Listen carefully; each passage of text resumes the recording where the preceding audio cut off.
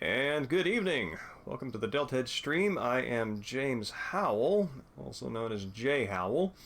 And tonight we're going to do part 4 of Hi-Fi Rush, which has easily become my favorite game that I played in quite some time. This tonally, aesthetically, gameplay-wise, this is everything is getting hit. The right notes are all getting hit, to use the parlance of the game itself. So, I beat the game on very hard. I'm currently starting a new file on Rhythm Master, and have just made it past the first track. And I'm interested to try Rhythm Master from a save file. I mean, from a fresh save file rather than playing with all my endgame upgrades. Because I want to see what the hardest possible experience of the game is, which I have found starting a new game file that, like, not having parry and not having sort of like magnetic arm grapple makes the game quite a bit more challenging, especially if you sort of like want to be very zippy and very technical and responsive to the beyond just dashing. So it's pretty exciting. And I'm now doing post-game stuff, which I will not talk about to save spoilers. Pre-game show. Great week of diving into one of my new favorite things, which is Lucha Libre, of course, Santo in particular, and then sort of a little more broadly Mexican literature, which let's see. Octavio Paz has been a big influence on me, but I haven't taken quite the same sort of dive into Mexican literature as I'm now doing, and it's immensely rewarding. Just first off, let's see. Trying to get a sense of sort of like Santo's zeitgeist. So Santo initially appeared first as a wrestler persona, then as a character in a series of comic books, and the comic book style, it's called what's it called, a photo novella, I think it is. Where's the name here? Photo novella, yeah. And what they do, rather than a normal comic book, rather than a standard comic book that you would see now, they would take photographs of the scenes and then have an artist basically draw the comic around the photographs, so you have these realistic figures that have a sort of comic book vibe to them. And you can see, let's see, what's a good example. Yeah, here we go. This has guys showing up. You can see these are photographs of these actors that they've drawn on the flames, and these were staged moments. They took the pictures and drew around them. And Santo, of course, stands out quite well visually in these. I think because the fact that his mask is silver, he's like never wearing a shirt, so that stands out like really harshly against the black shadowy backgrounds. But that's really interesting. I'm actually really interested in this style to see more of it. Evening, Dustin. I picked this up, which was a recent release. I think February of last February. Promises of Gold by Jose Olivares. There we go. And I was drawn instantly to it because I recognized the mask of Huracan Ramirez. I was like, oh buddy, I think this might be what I'm looking for at this point in this obsession. And it is. Olivares' work is very good. He has a style that is deceptively casual, and is capable of arriving at insights, not necessarily wisdoms, though they have wisdom in them, but insights into a moment, into a relationship, into relationships generally.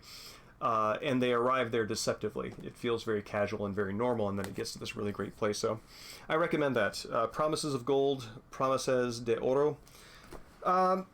This, another dive into Mexican literature, Rosario Castellanos. I'm picking up Spanish now, so I'm practicing the enunciations, and I'm sort of catching up on that. But yeah, the Book of Lamentations. This is early 20th century, and this is amazing. This is like up there with George Eliot, William Faulkner for the quality of writing, the depth of insight, the surprising turns of expression.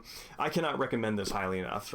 Book of Lamentations, Rosario Castellanos. And so yeah, so that's the reading. And also, evening, Phoenicia. It's good to see you again. Well, I don't know. It'd be it would be very difficult to bring that lawsuit over to Japan. Although I guess it's Bethesda published, so there might be some American law there.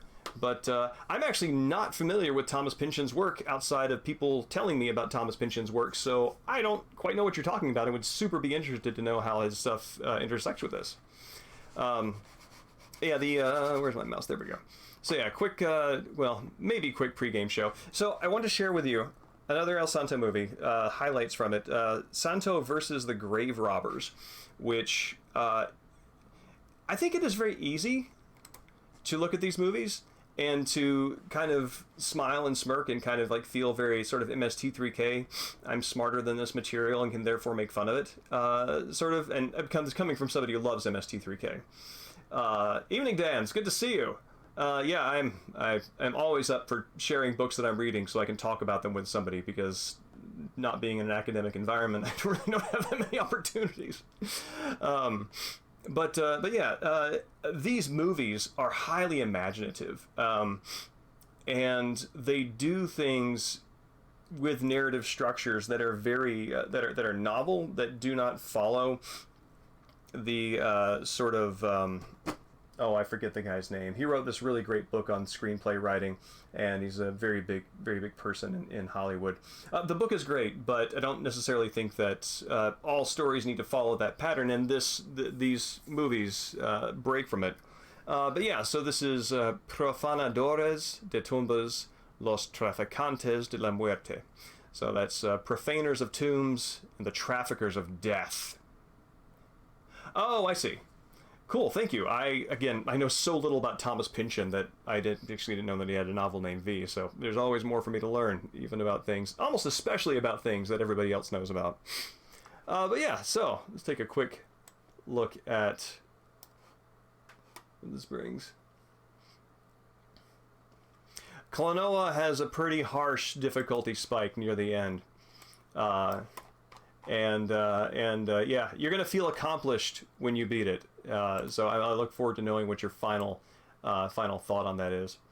So, but yeah, so this is Profanadores de Tumbas, Los Traficantes de la Muerte is a much more robust title than the English version, which is Santo versus the Grave Robbers. But true to that title's name, oh yes, it gives you this.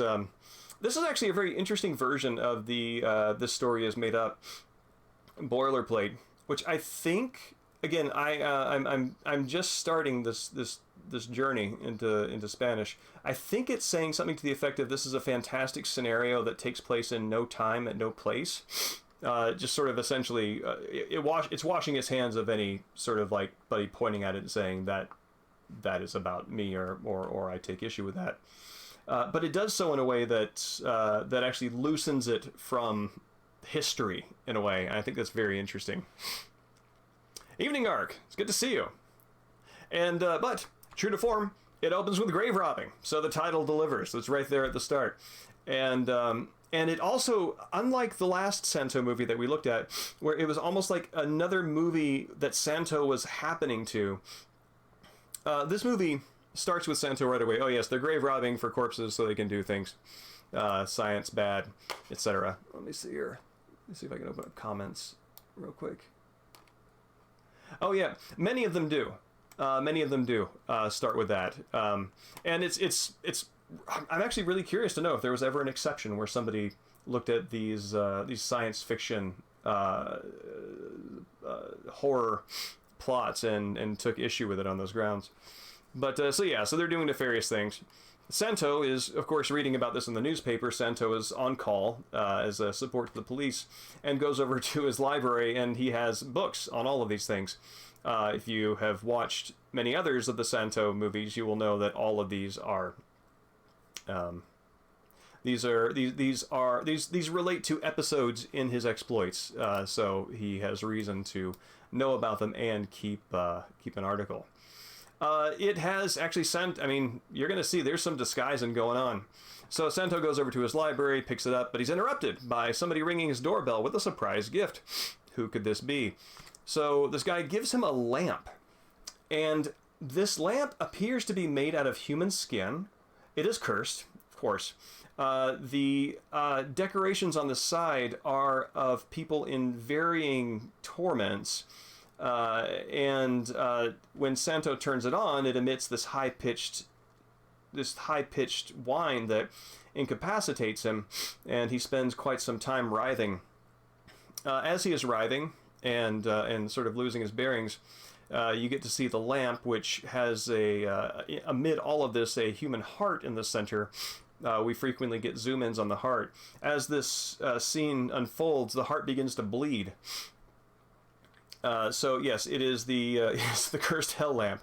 So it is a cursed hell lamp that shows up without any real context, that then goes hard, just like dials it up to 11, right? Incapacitates our hero, begins bleeding, is screaming, and this is a level of bombast that I greatly enjoy. I think this is awesome. I think this is amazing. And there is the sort of Igor of the grave robbing troupe is hiding out in the curtains in Santo's home. I think the plan here. Oh, I should also say that because I'm just learning Spanish, I actually I can only watch this on VHS, so I actually don't know what the dialogue says in many cases. I had to sort of go back and re-listen to things and sort of piece things together as in conjunction with what I've learned. So I don't 100% know what this movie says. But you can follow it, right? And that's one of the things that is really good about it, is that you can follow what's going on even if you don't know entirely everything they're saying. But yes, this is the Igor of the group. He is hiding out. The plan seems to have been to incapacitate Santo and then stab him. But rather than stab him, he just goes and steals his stuff. And it looks like he steals his extra set of keys. So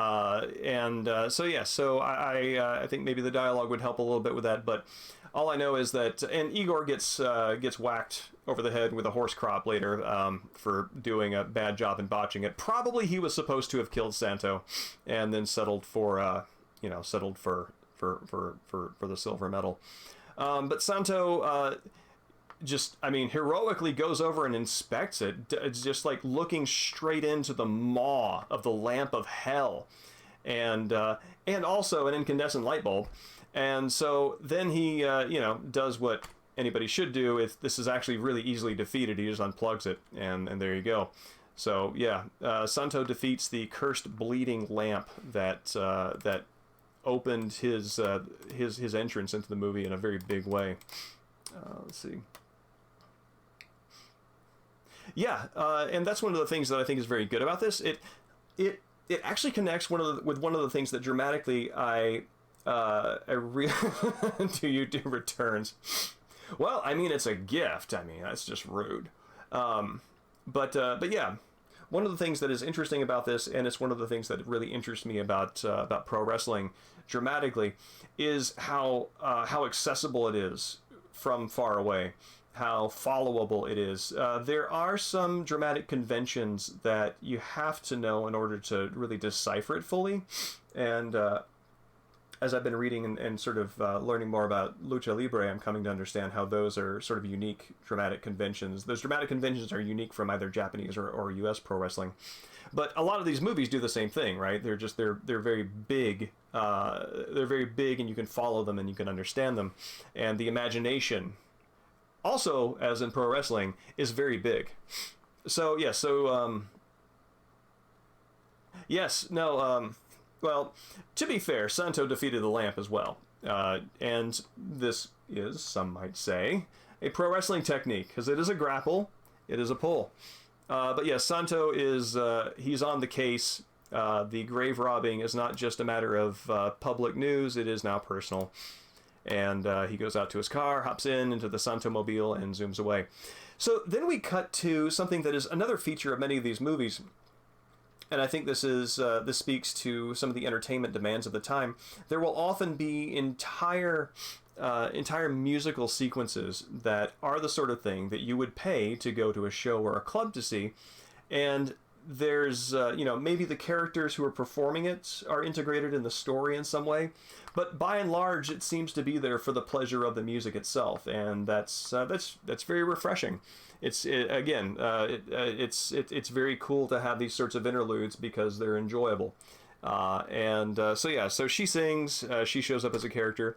These guys show up, and I tried using, I think Shazam is the app, to identify the song that they're playing, and it's coming up with nothing.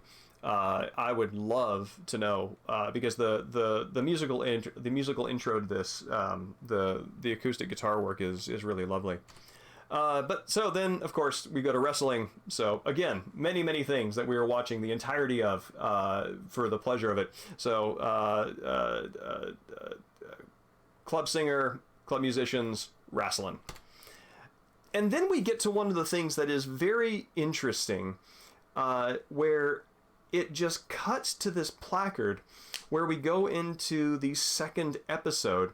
And this is where I guess the dealers in death begin to come into their own.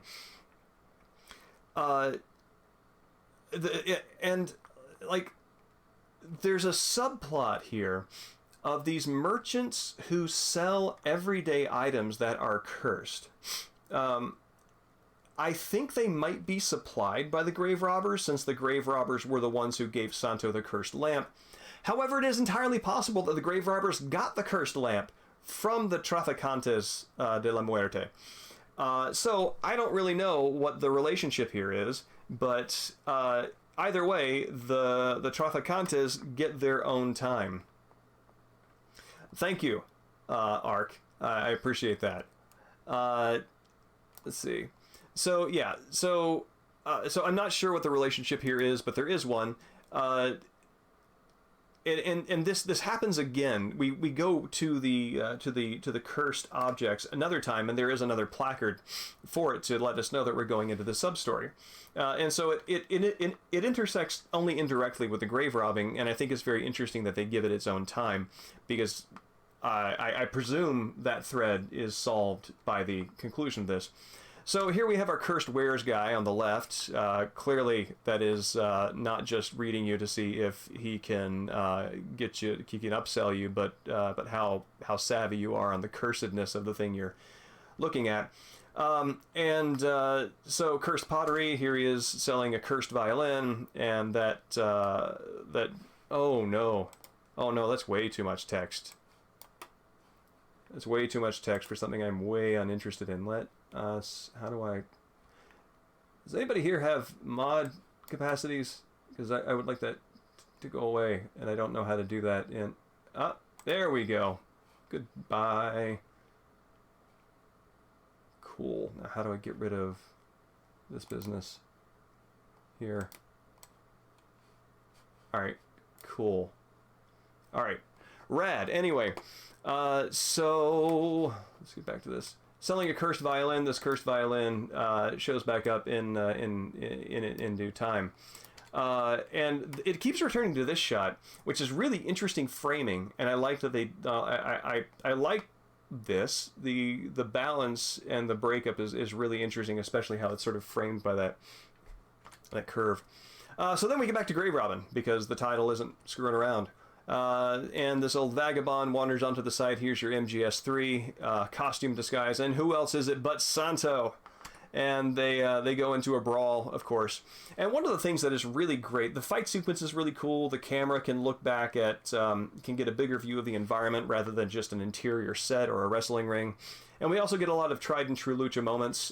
This shows up fairly often, where your Technico, who is your good guy, is getting ganged up on by a couple of rudos. And so here we have Santo, his arms pinned behind him, the other guy going, boom, get him in the gut. And then he rears back for another hit. Santo ducks out of the way and he clocks his own partner.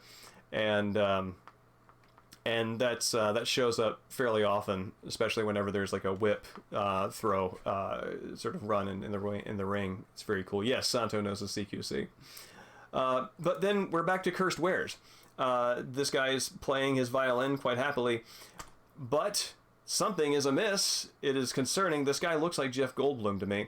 The violin wrenches itself out of his hands, begins pirouetting on the floor, and then it's hard to tell the momentum of this based on the still frame, but begins menacing him.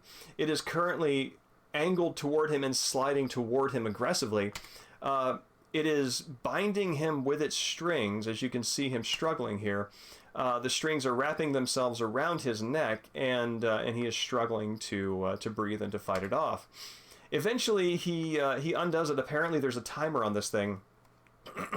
Once your curse is activated, I guess it's like pulling a pin on a grenade, and then it just blows up. Here you can see the flames and then the full-on explosion.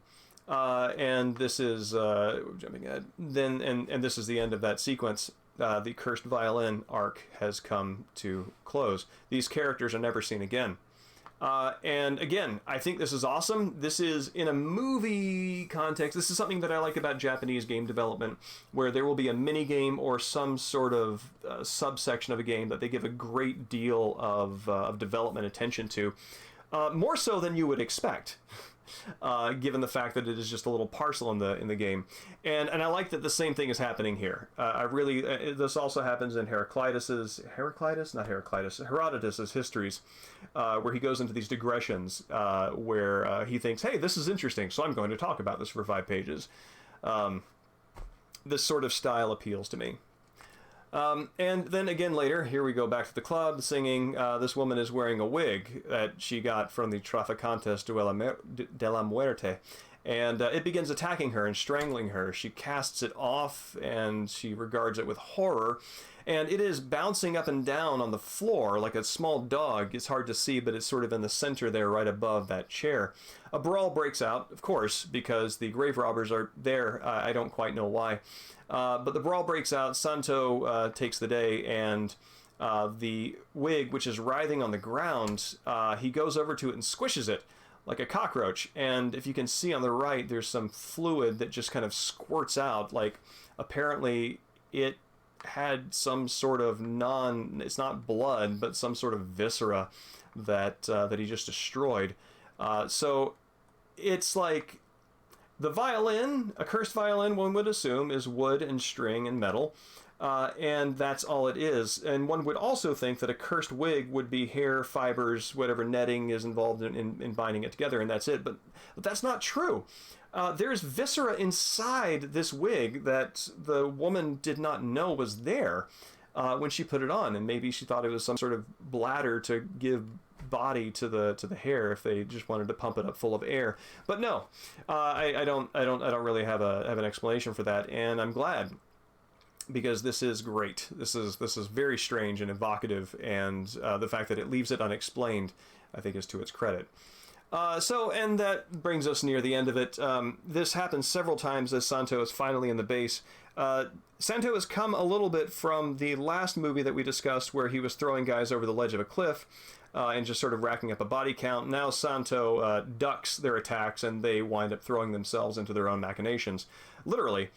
2 guys, one guy threw himself into a spinning turbine, another guy threw himself into a vat of acid, and here's our chief grave robber picking up a stick, going for Santo, and whoops, combusting, just kind of falls on the ground and into a pit of fire that is constantly burning. And that's it. That's Profanadores de las Tumbas, and I love these movies. They're so imaginative and a great deal of fun. So I can't recommend them highly enough. But that is our pregame show, and now we are ready to get to Hi-Fi Rush, another game with a lot of great imagination. Oh, and a solid technico. Yeah, no, the violin just it's spinning on the ground, and then it menaces him, and then just explodes. It's lovely. Let's see. Here we go. There we are. Hi-Fi Rush. Oh. Now let me activate this. Let's see chat while I'm playing.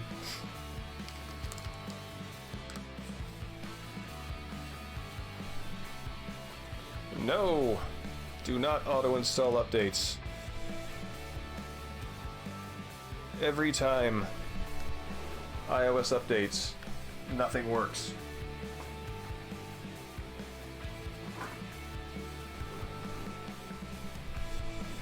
No, it definitely, there's consequences to it failing its mission, right? Let's see. Is the music playing? Can you hear the music? Let me know if you can't. I think I unmuted the audio.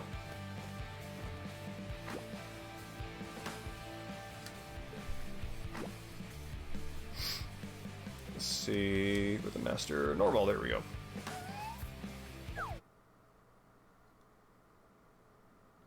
Awesome, thank you. Let's see, what is my setup here? Oh, surprise.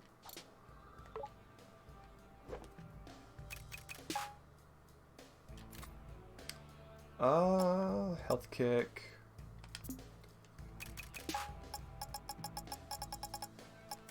Oh, I have discovered how great Love Tap and Kick Shot are. This is also really good.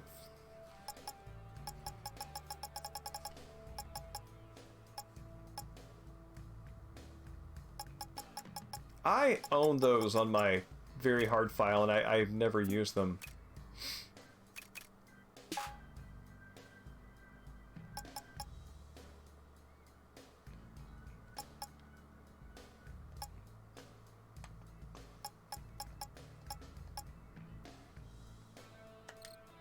Yeah.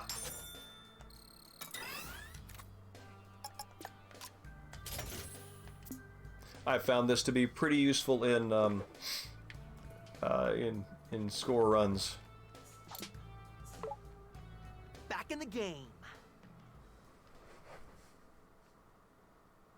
What a nice robot friend you made there. What? No, he made fun of my pants. Who cares? Ugh, we're finished here. Ride the elevator down and we'll take the lift to Corsica's wing. I, for one, Mr. Jai, like your pants. Weird timing, but thank you, Cinnamon.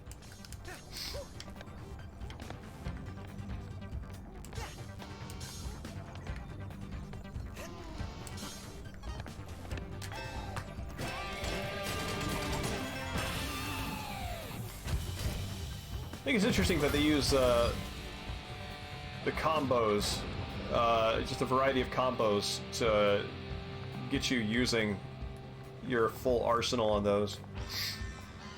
Unauthorized entry detected. It's never easy, is it?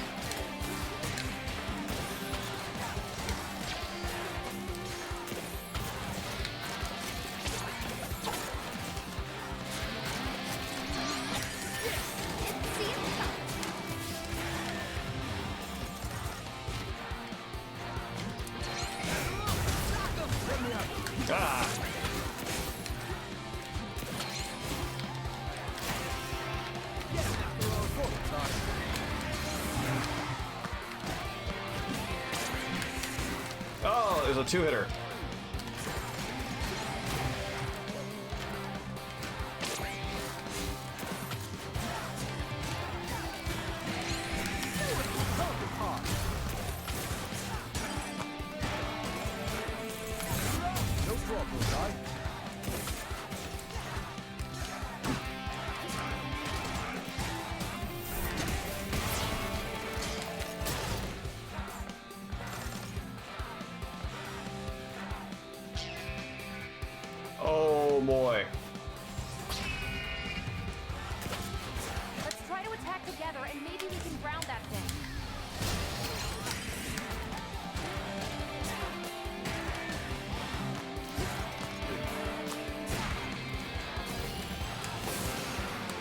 Ah, no, I don't have Corsica yet.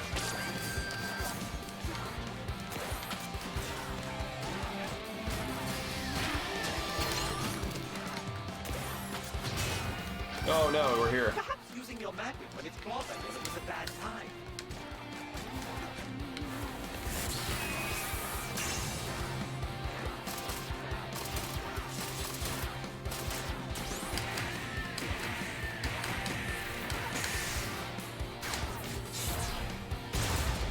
Cool.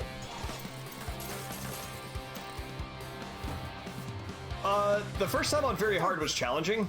I don't remember this being a particular blocker, though. The electric floor stages were by far the biggest problem that I had.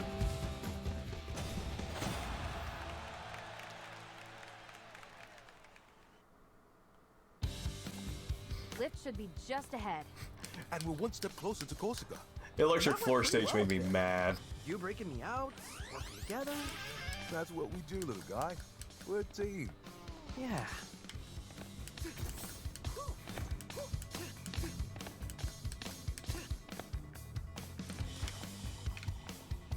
Is this graffiti? Oh, hey, I've never noticed this one here before. I wonder if I can find all of them. I hope you feel better soon, Ark. That really sucks.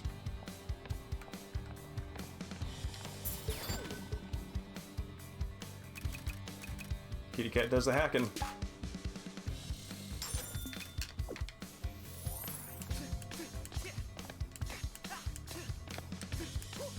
Alright. Somehow the defect who I thought we secured got away. What the hell? Not only that, he helped fix our security system. I should be angry, but let's just say my feelings right now are mixed. Yeah. Mixed. A vague praise. I'll take it. In other words, APB on the kid. See him, call it in. Corsica's line there is one of my favorite in the game. One of my favorites in the game, I should say. Whoa, whoa, whoa, whoa, whoa, whoa, whoa.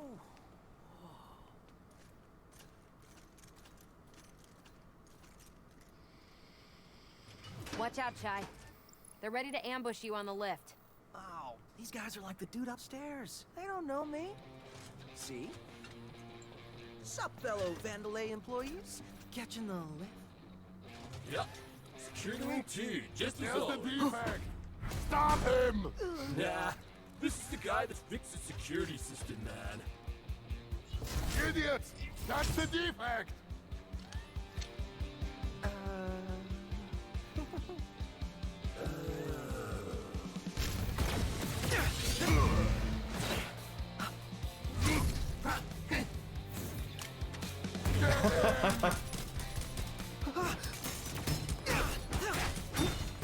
This is, I was really surprised that he killed enemies in a cutscene on this one. The game usually doesn't do that.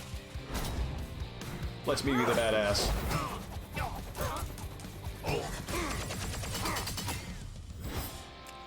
But I think the Mind if I join? point here is to emphasize the teamwork aspect that it just built up. Because now you finally do have a team. It's not just you and Peppermint.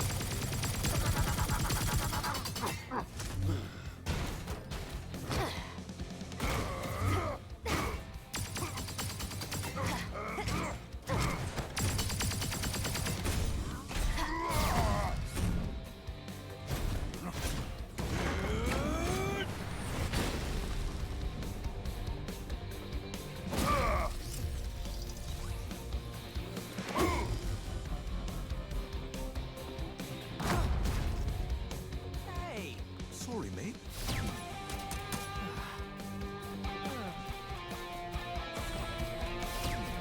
Let's get this rolling.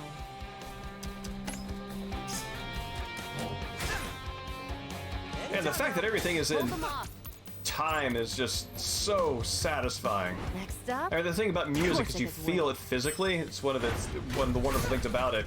And so being able to have that in an action game Expect the worst. is awesome.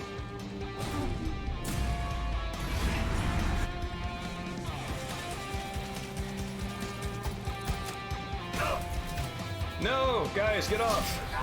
We're not enemies, we're friends.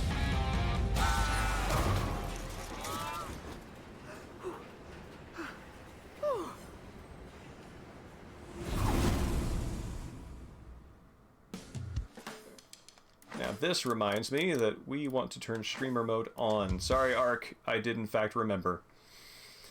It would be cool to listen to the, Maybe you're wrong for once, Peppermint. Might be smooth riding. to the DMCA tunes live, but I don't want the strikes. Whoa.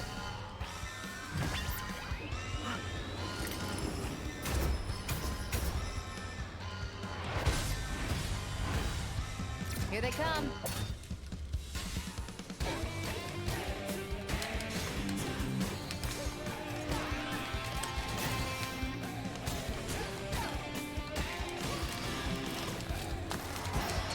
More coming your way.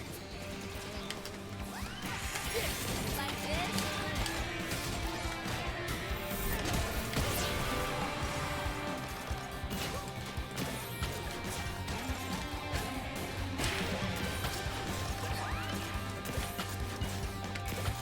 No, the one that I want to hit.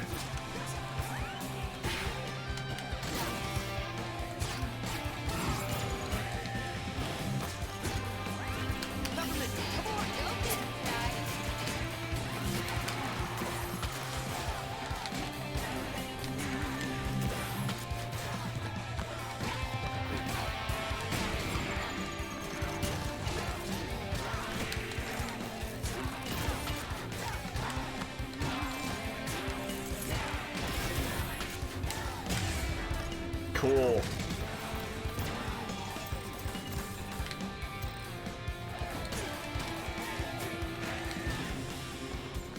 Due to construction, oncoming debris is expected to get irresponsibly close to the lift. Seriously? Accidents may result in injuries not covered by our company insurance. Watch out, Ty! Woo. Bad time to look at stream chat.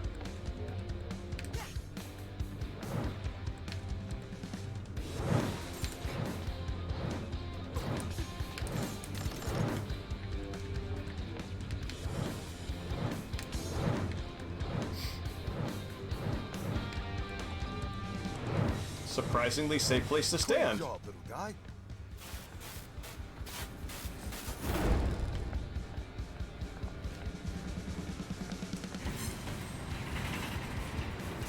Here come reinforcements. Long range.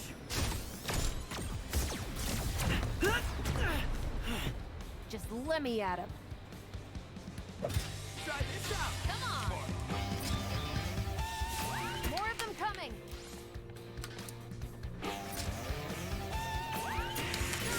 Lay off my butt. Try this out. There's the old one, too.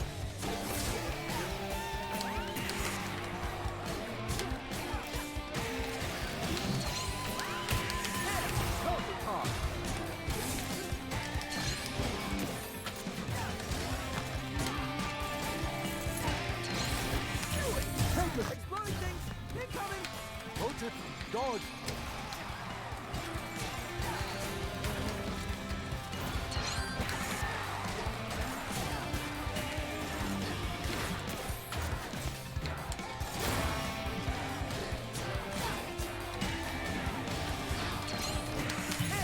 Lay off my butt.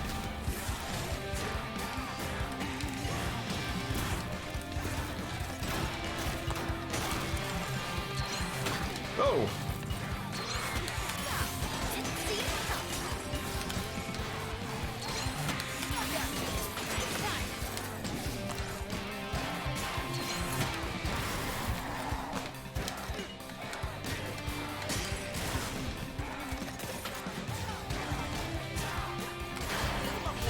You got me for this?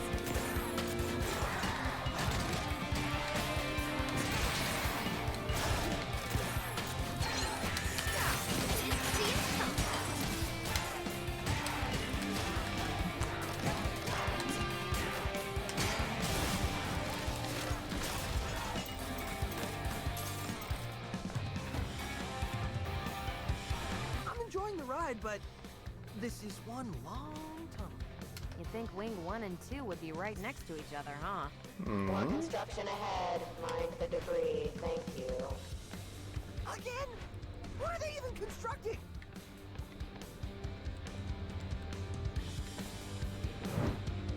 Crouching to avoid oncoming debris is not Rockstar.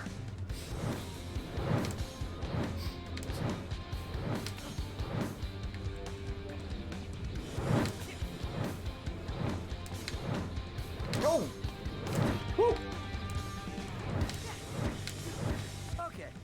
Hopefully no more of that.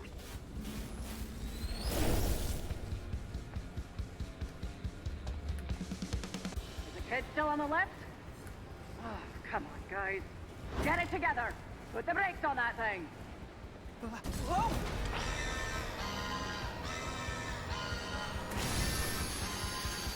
Gotta get those brakes off. Here we go. Yeah. Sock 'em. Let me have a go.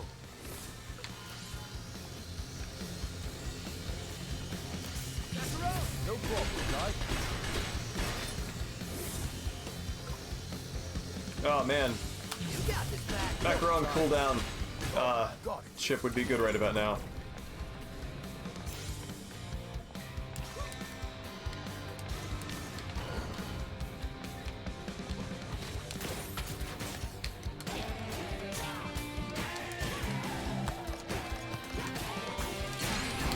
Gotta roll up my sleeves. More brakes? They're really pulling out all the stops. Okay, that's the only pun you get for this mission.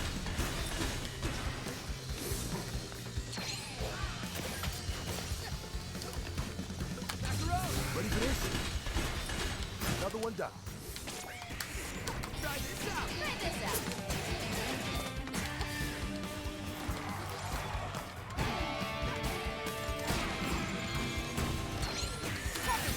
Like this.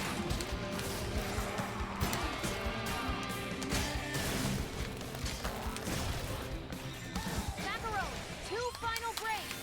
Let me at it. You got this back. Roll.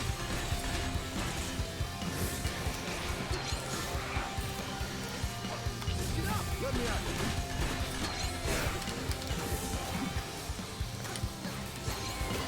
You got this back. Putting your skills to good use, the macaron. Last one left. Finish it off, Macaron. Come on. Can't stop us now.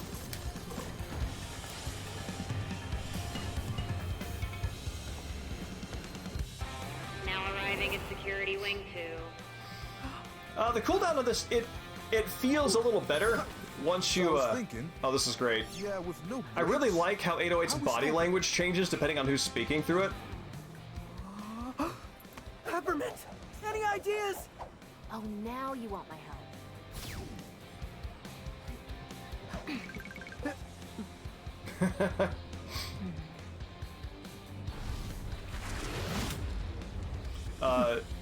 But yeah, it makes a little more sense when you get Corsica, because then you can just sort of cycle through, and outside of...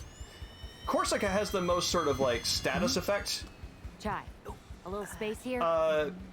impact to her assist attacks, but for the most part, I find Macaron and Peppermint interchangeable enough for how I use them. Don't worry, you got this. But just in case, you might want to hold on to something. See ya. What?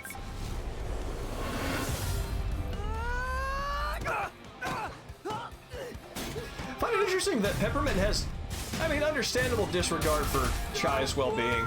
I got this. I would think she would be a little more concerned about 808. Bit late. I'm sure they'll be here.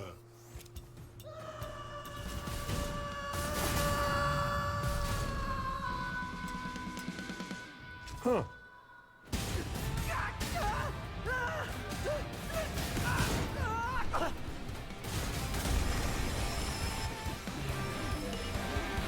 You've now arrived at Wing 2.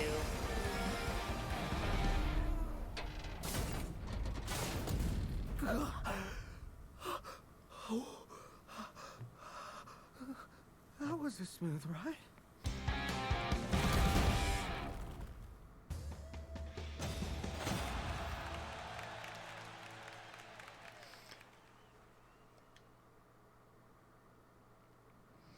Well, the way that, excuse me, I don't use the ally call-ins sort of, And it looks like they locked me out.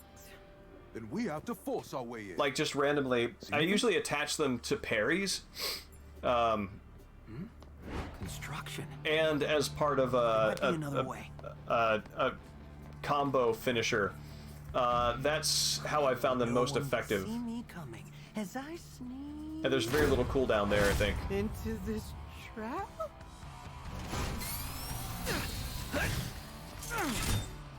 Going in loud, it seems. Peppermint, you got this back. No problem, guys.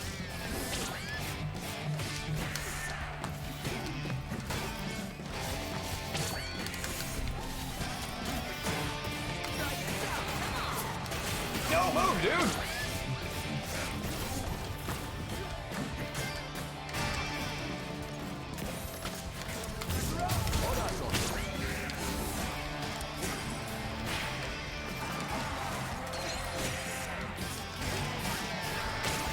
Look at this.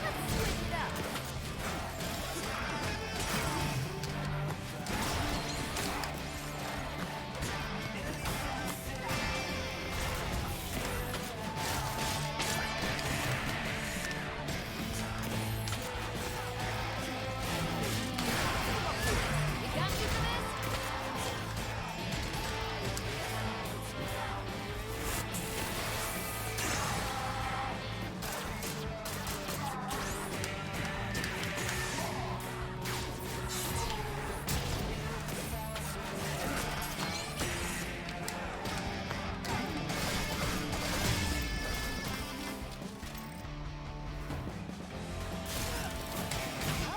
Safe to say Man, this game feels so good. Please, Mr. Chai is under great pressure. Best not to apply anymore. You got this, Chai. Check out construction for a back door. Positive reinforcement. You know, playing music is its own reward, but man, if it has not laid a groundwork for a much more enriching game here.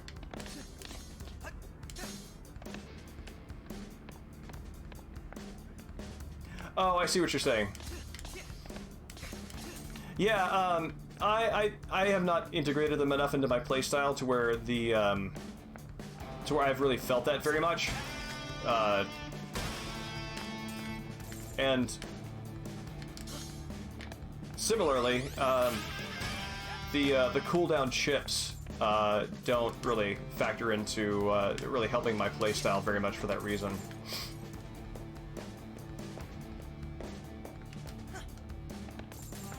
Is that a smiley face? I think that was a smiley face.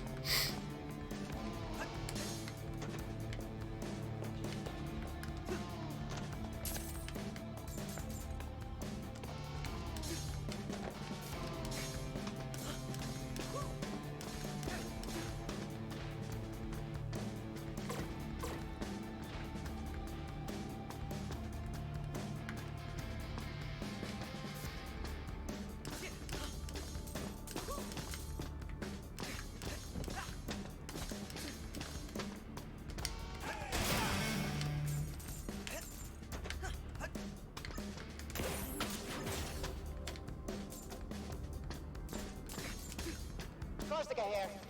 Well, we do have more pressing matters. Might there be anyone here who knows how to fix the coffee machine? It's only giving out decaf, and with this amount of documentation I need to get through... What? Firmware? Why does the coffee machine need a firmware? What's more important than catching me? Maybe our planted seed about spectral work? No way to know for now. Keep moving. Oops.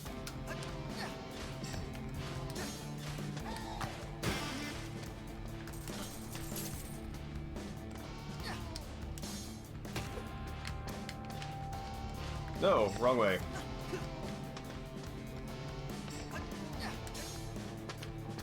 Yeah, the coffee subplot is good. I also like the fact that coffee machines in this universe are also whoops. Also suffer from the same problem that that printers do, where they appear to be proprietary and hamstrung for it.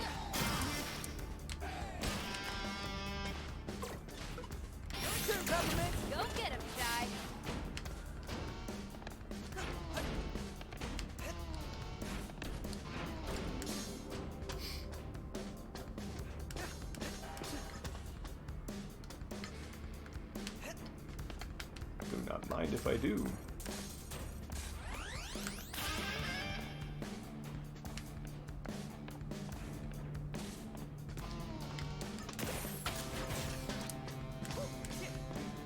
Macaroon! Sock 'em! You call? Here's your ticket in. Mission report. Just go up. Up? Up. That's it? Looks like Corsica's in her office and it's on the top floor. Hence, up. There's gotta be a catch. Oh, there is. But it's not about your route.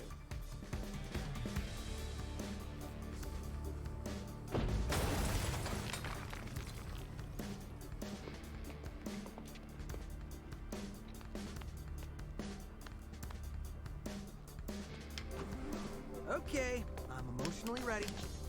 Can't just strong on Corsica to get her password like the other bosses.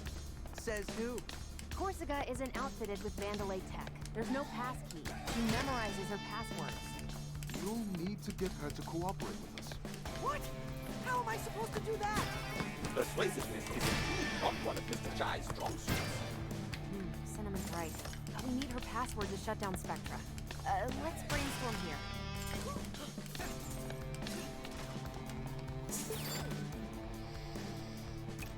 Special attack do I have equipped? Pick slide. Pick slide is good.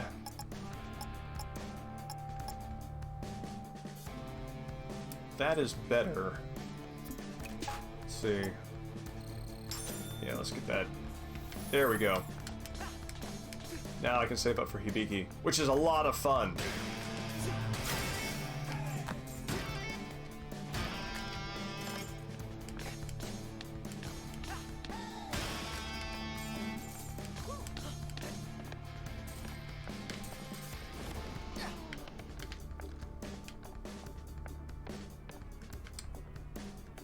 Oh, up. I told you not to fool around when working. Don't worry, it's fine, man. Nah, it don't look like it I from wonder if I here. hit him, he would fall. That ain't helping. No, I'm just an antagonist. I mean, I would have been otherwise, even if it had succeeded. In fact, maybe especially if it had succeeded. So, I guess it all comes out in the wash.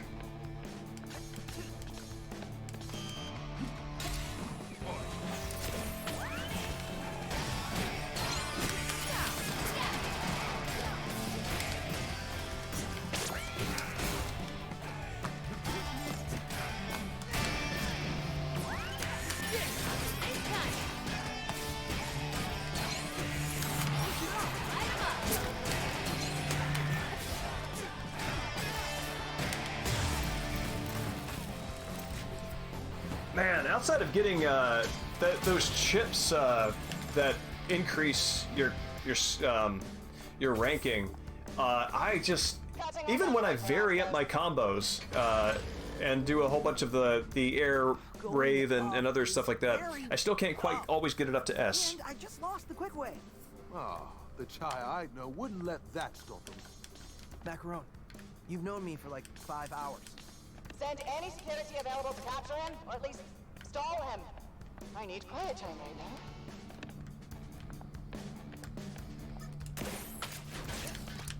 Compliment! Your turn. Try this out.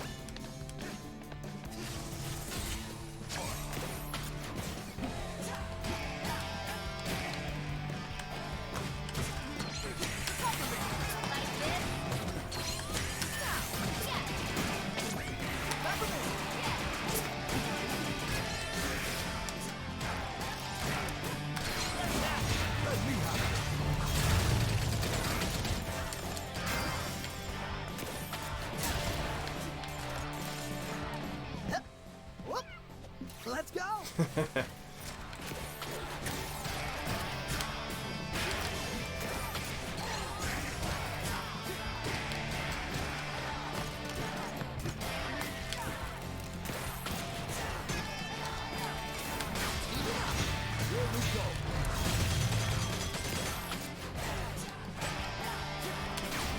There we go.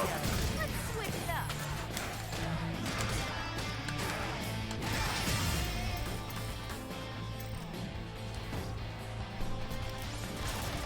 There we go.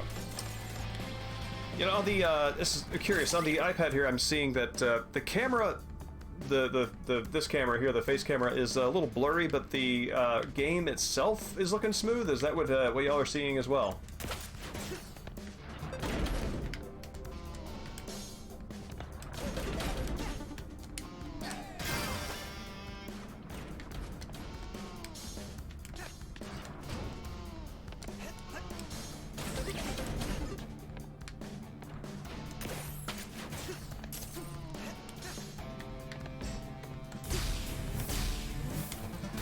So the video for the game is looking crisp.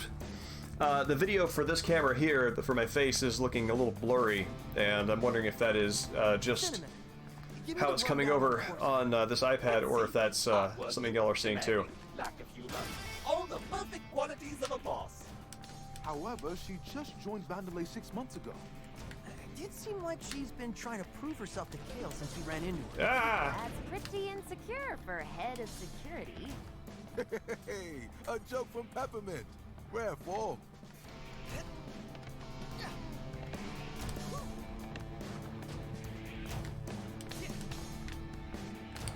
Big red button up there. Okay, great, thank you.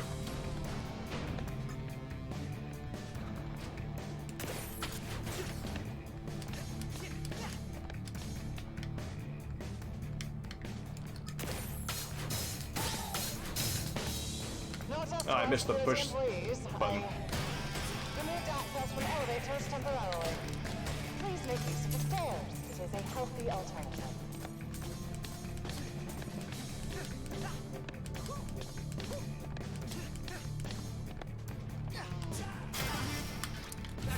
Let me at them. Peppermint! Your turn. I destroyed those things with Peppermint, but I'm not 100% certain what destroying those things does.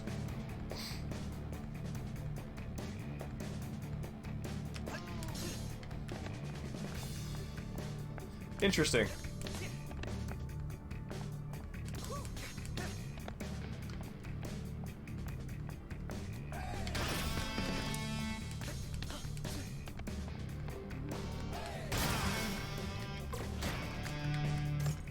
Here we go. You cold?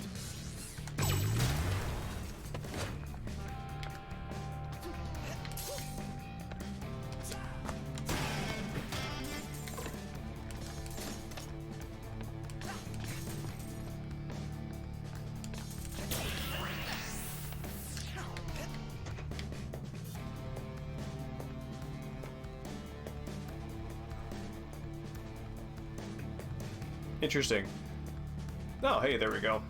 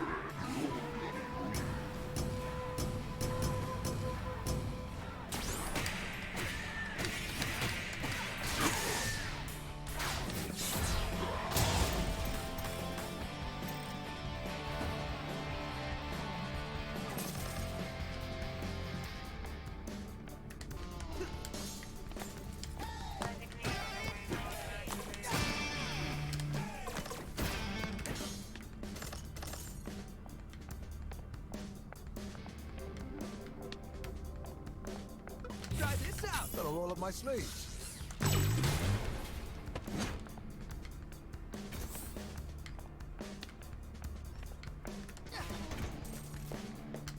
Ah, good.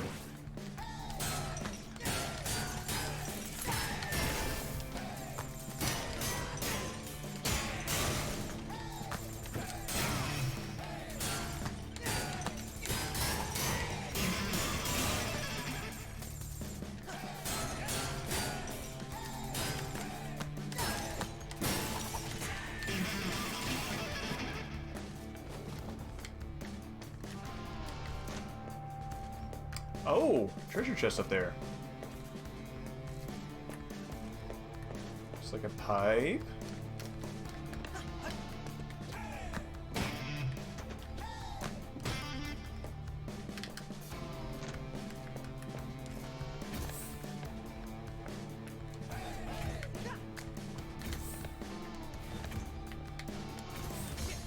Okay, how do we get up there?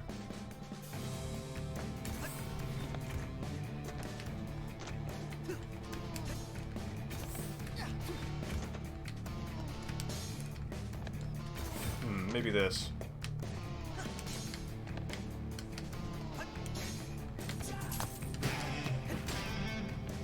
There we go.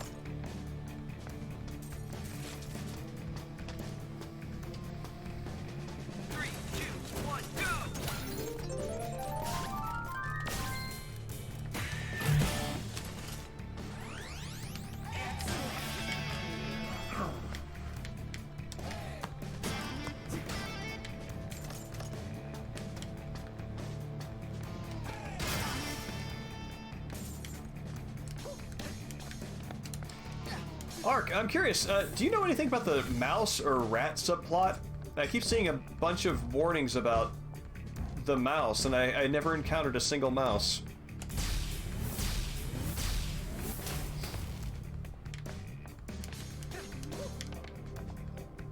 Man, how am I gonna get myself out of here?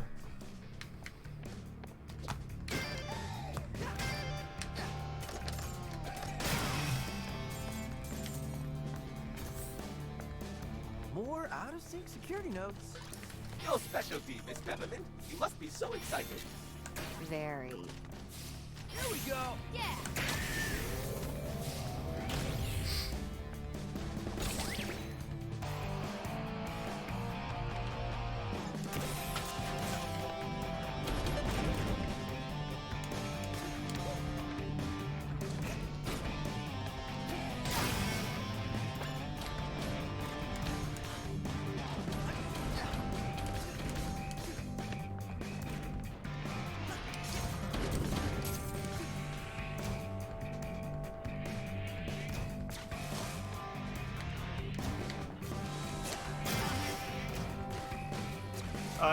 Going through and playing the previously off-limit areas in the earlier levels, I found Oscar's office.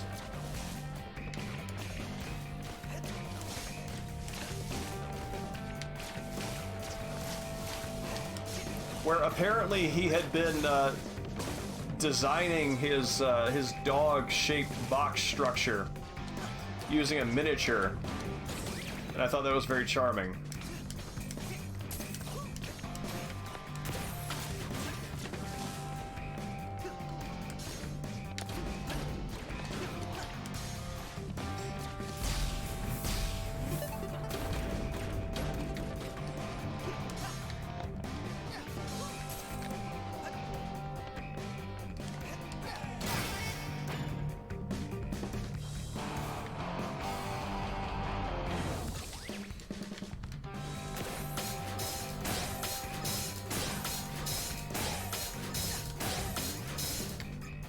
Oh. All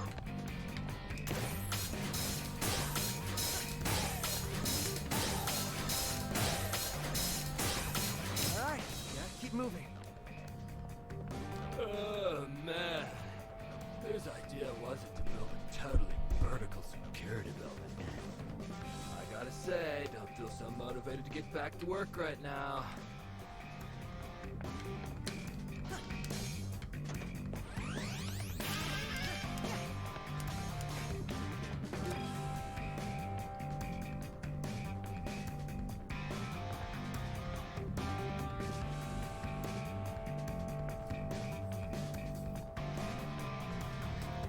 kind of wonder if this is a reference to a cut level.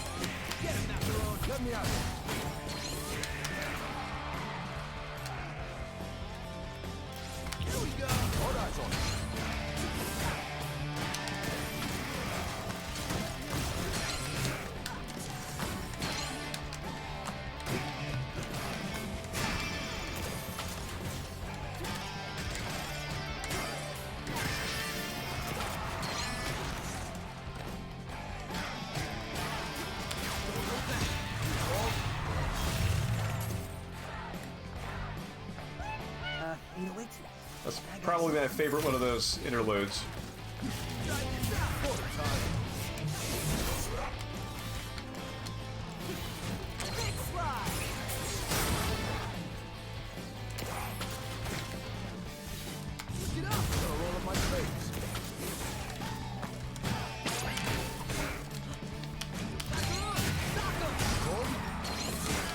Ah.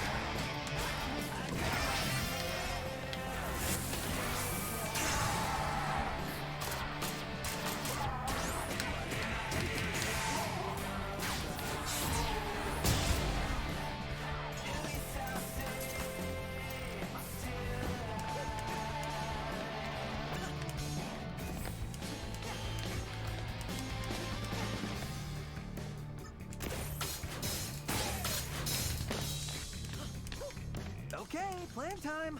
How am I getting that password? You're still thinking? Think better? We're running out of time. Well, I don't see you contributing. Miss Peppermint, please don't confuse Mr. Chai by implying that he is the brains behind the mission. Exactly. Wait. Ooh, Peppermint. Corsica's in her office, right? See if you can mirror I her gotta screen, heal up. and we can catch her using her password. Better than nothing. Try that. Yes, the civilian non-combat uses of these robots is really cool. I remember enjoying the samurai one in particular because it was so implausible.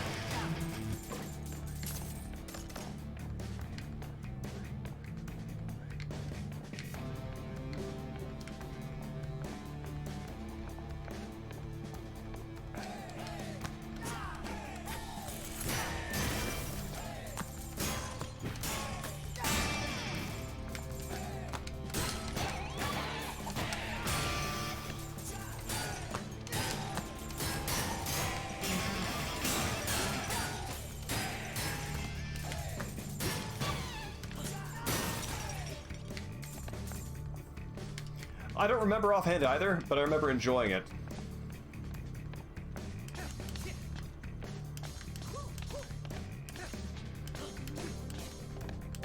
Oh, right, I wandered around this area for like 5 minutes trying to figure out where to go. I completely missed these staircases. And there's one... There are just a couple of secrets here that I'm not quite sure how to get to.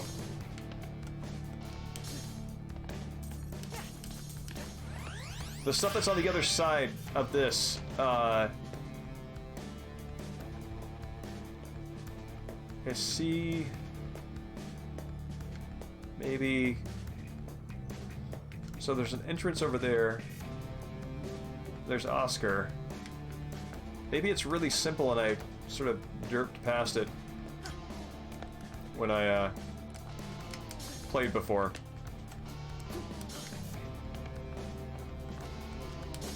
But I do see the Spectre door here. This is good to know.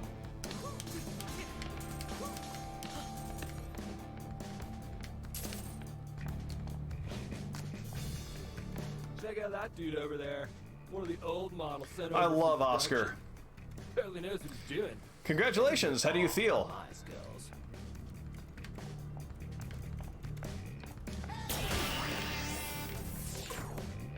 That new model robot keeps yelling at me to keep working, but it keeps giving me its work to do.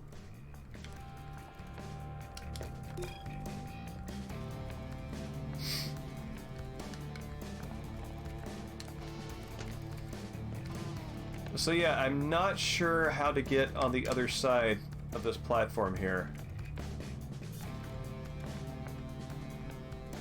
Can I... like, this looks like it should open.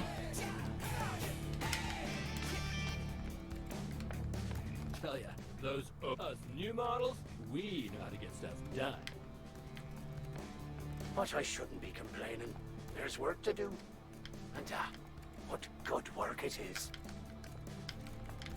You got the wrong guy. Knock some hard-working energy back into that model over I am there. not going to hit Oscar. Ugh. We had some good times fixing the security system, but man, don't make me choose between you and Oscar, buddy.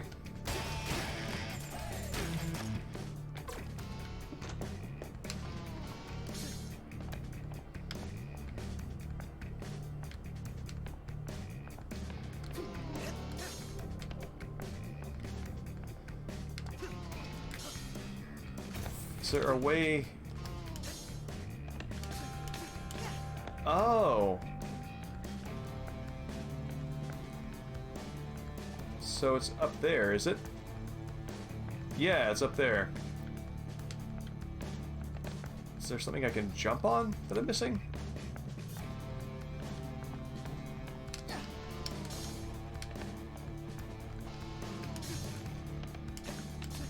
Oh well, for another day.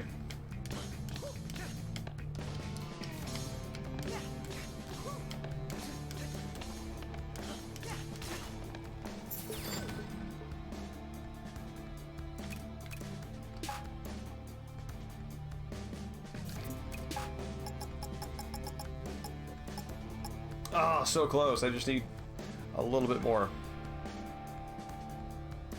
Oh yeah, I had no idea what the story was until the ending, and that's a hell of a time to find that out. What is this?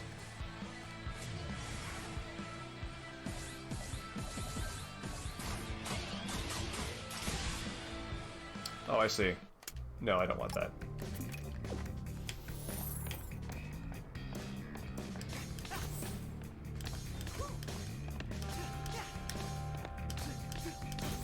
I remember I finally beat Klonoa on the PSN re-release of it as a PS Classic.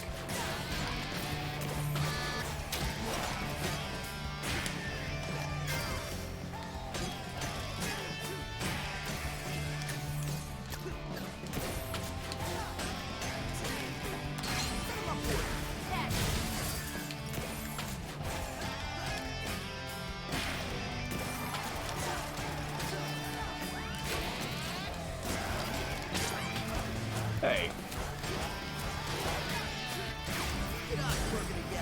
Damn time.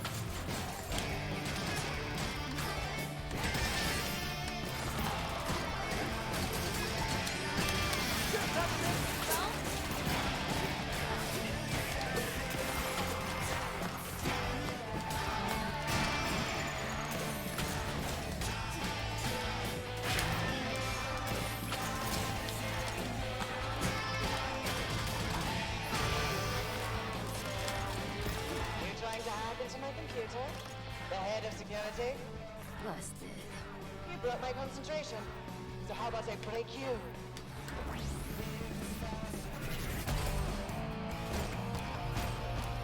Oh, this is a good dog.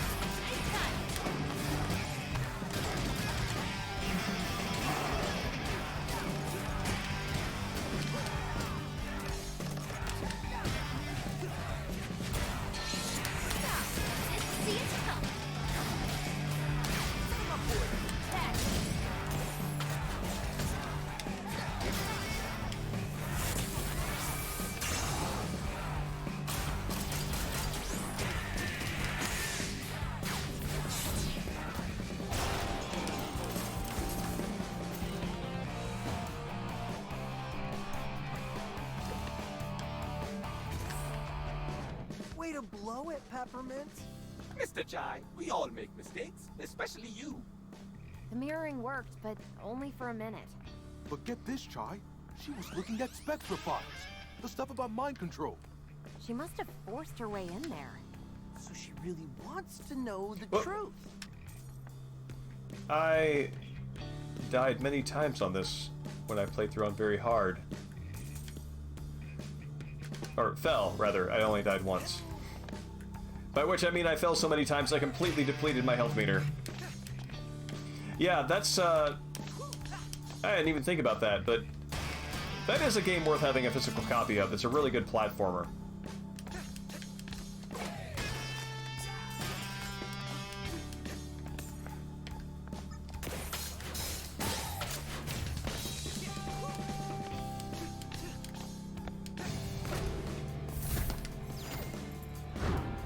Okay, same thing as left. All right, I'm putting a stop to this.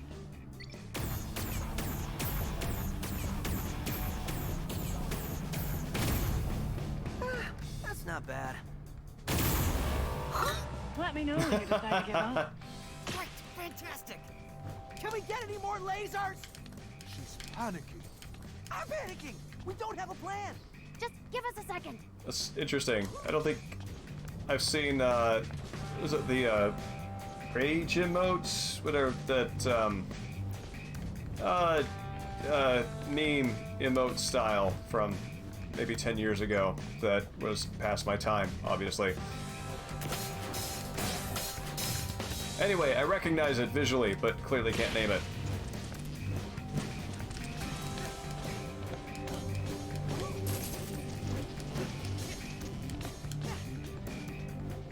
Yo, Viper, it's good to see you. How are you?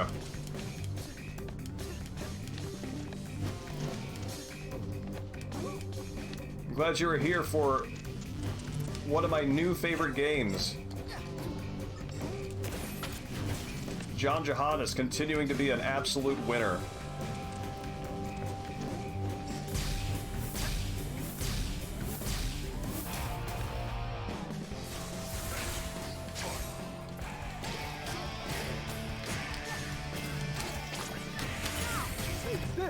The hell?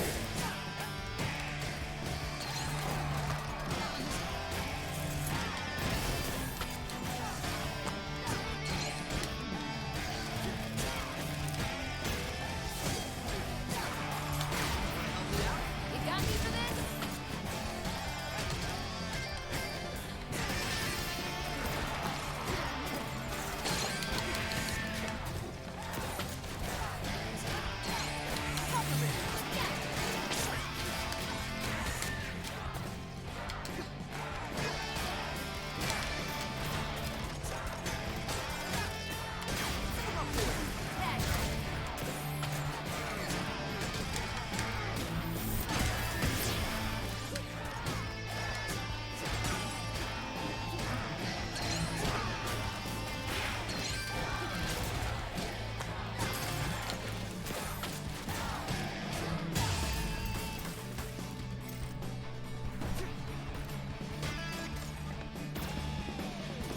Yeah, this has become a favorite. Pressure washing. Yeah, I remember doing some pressure washing years ago and found it just like, yeah, it's that feeling of just like clearing it off. What if we trick her? Why the negative angle? What about trying to reason with her? The woman who's trying to kill me with lasers? Well, I got a good feeling. Actually, you know what? Pressure washing seems like a real dad thing to do. Chai does not share this uncalculatable good feeling. I think it's time I did some pressure washing.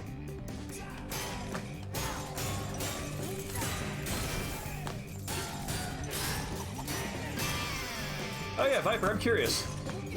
Did you find, I mean... Hold on a second. So, you're a musician, and you are a much longer practiced musician than I am, and it's well, I mean, it's your living. So, did you find playing this game and sort of like being in groove with it, having any kind of interplay with your musical sensibilities outside of it. I imagine you're probably really refined on that front, so this was the outlier in that experience. But I'm curious to know how those two things interacted for you.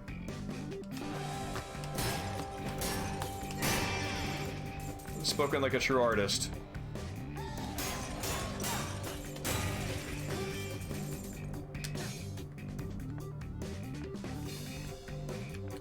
Is there a power wash simulator?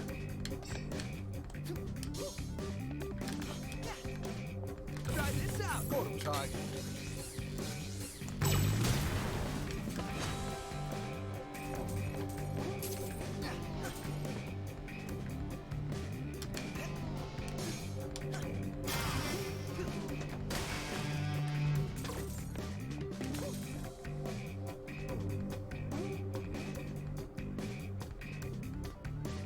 Huh. What platform is it on?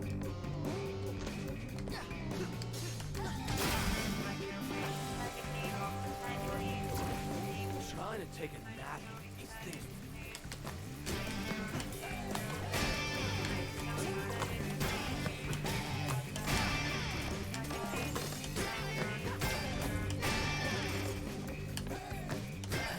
This shit blows. Ugh.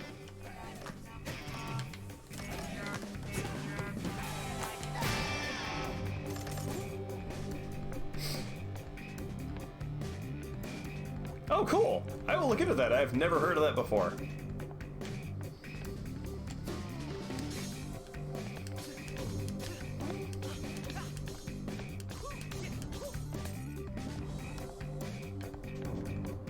What is this over here?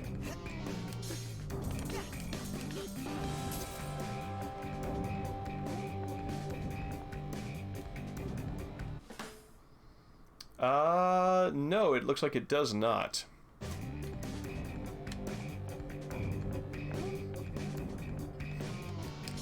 I found that my banjo playing has largely been limited to some maintenance noodling around for my son. I got a cheap banjo that if it breaks, it's not too much of a loss, so that I could play on that and he could hit on it and pluck the strings and stuff like that without destroying anything particularly precious. So it's hard to think of like a burner banjo, but something that a 2-year-old can kind of like get his way around, and I can still get a little bit of practice in. So I've been doing a little bit of that, but for the most part, not a lot of music over the past couple of weeks, and I miss it. And I find that this game feels like it's sort of slotting into that to sort of help support me in my time of drought. Need help? Oh, Returnal! That is a game that I was looking forward to having a PS5 to play, so now I guess I could do that. To all employees suffering from... Let's go!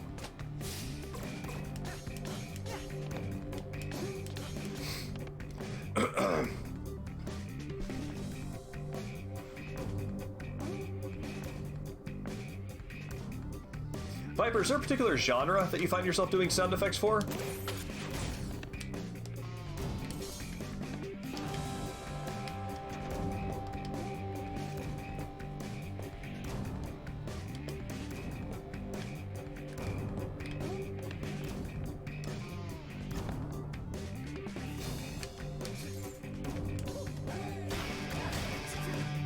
No! Goodbye, barrel.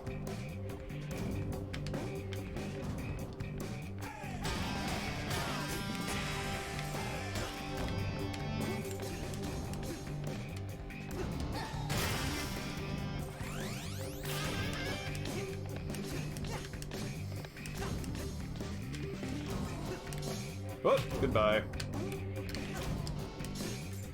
Ah, I made it.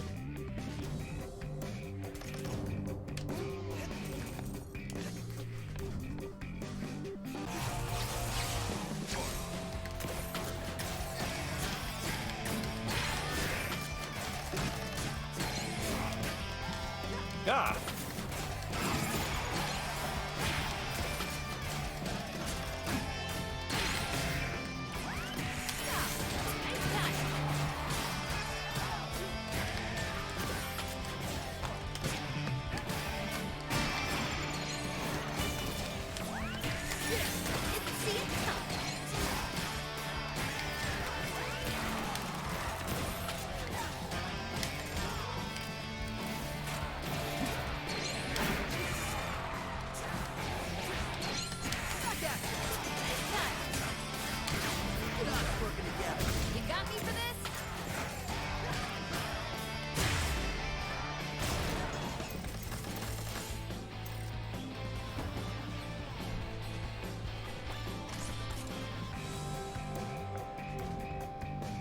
Viper, I'm curious, what is, do you have a quick CV that you could paste in chat of the shmup games that you've done?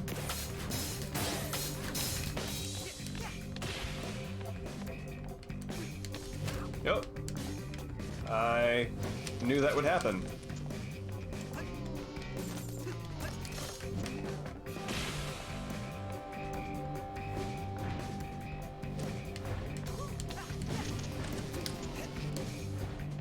Enough games.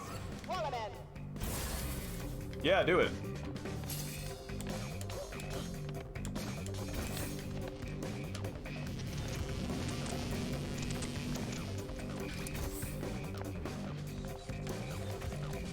Oh dear, what a bind. It's Winnie the Pooh at Rabbit's Oh house. dear, what a... Freedom at last.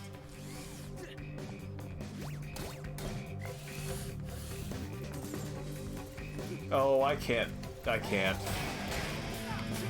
Destroy that one.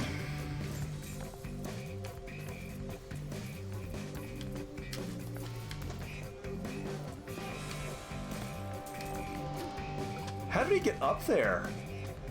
You got this, Mac. All eyes on him. You know, something I'm appreciating on my current playthrough is Kai's animations. Kai's and 808's animations when one of your buddies is doing this. Like 808 in particular is great.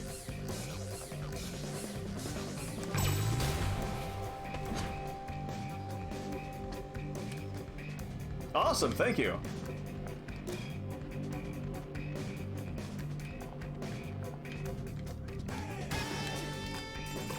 Fix some nodes. Then I gotta fix a coffee machine. Never ends, man.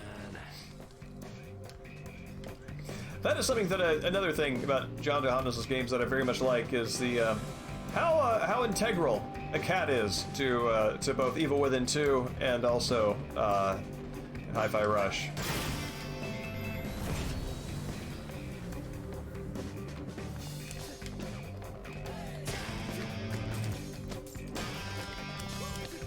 As somebody who has been fortunate enough to have a very important cat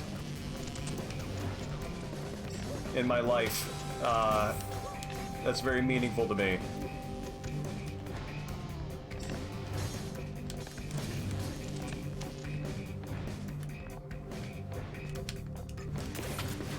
As do most things, Ark, I think. If we're being honest. Woo!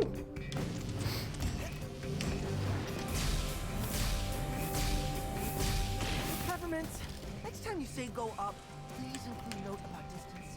I was afraid of your famous shortcuts, so I kept it simple. Oh my god! I haven't played Judgment. I heard mixed assessments of it. I mean, compared to the other Yakuza games, well, compared to the Yakuza games, not that that would stop me from playing it because I like the formula. It's just I kind of have one of those in me every 6 months, I think.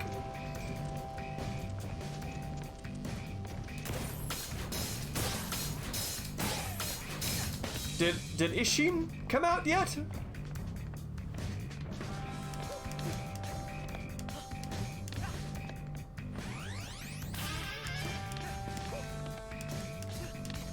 Oh my god, I gotta get that.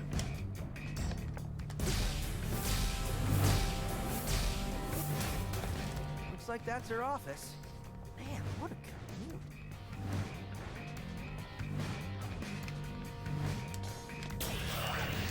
I'm going to start, I think, getting more physical copies of games.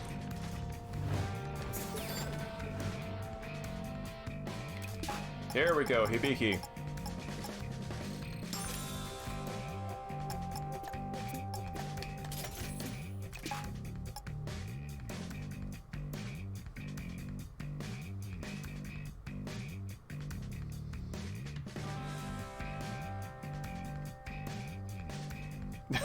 Yeah, that'll do it. Did you? How deep did you sink into the mini games?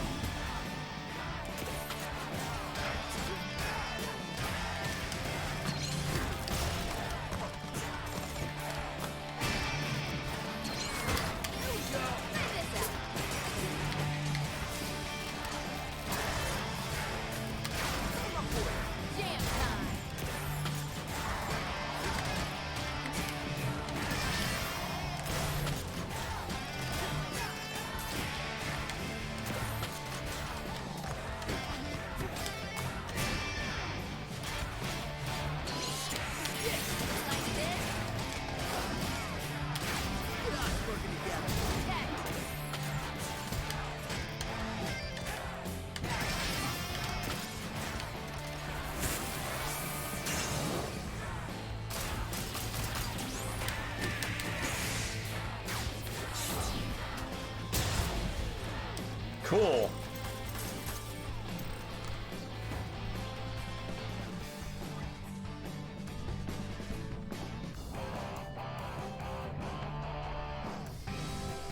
Yeah, I never recommend people playing Zero first, in part because the gameplay quality of life improvements feel even better than the Kiwami games, and also the strength of those games narratively. And if you're not playing the Yakuza games for the story, that would be very interesting. It's sort of it's a flashback game, right? And that only has the same impact when you kind of know the destinies of these characters, so.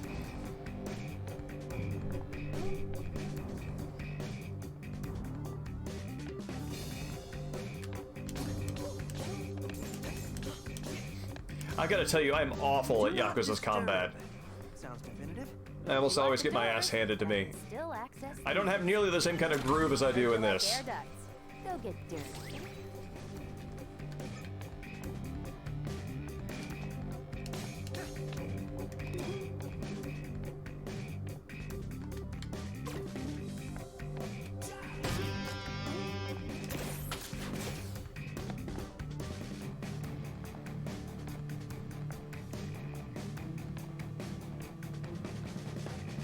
Okay, last chance.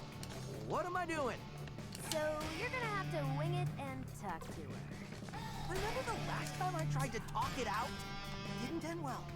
Her demeanor is pragmatic, provided you do not escalate. Talk to her calmly, state the facts. My specialty. And if things escalate? Then bring her back here somehow? But please be nice about it.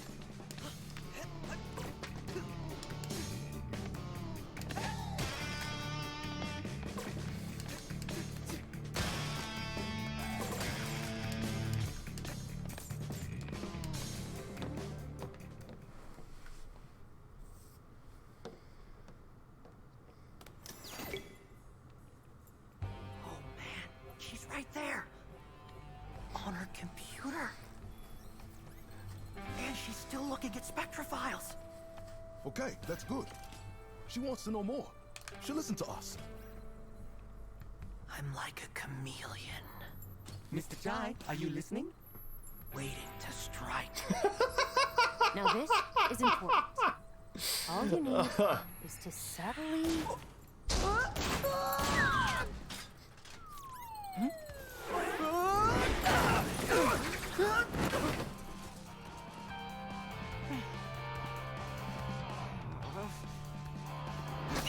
What the?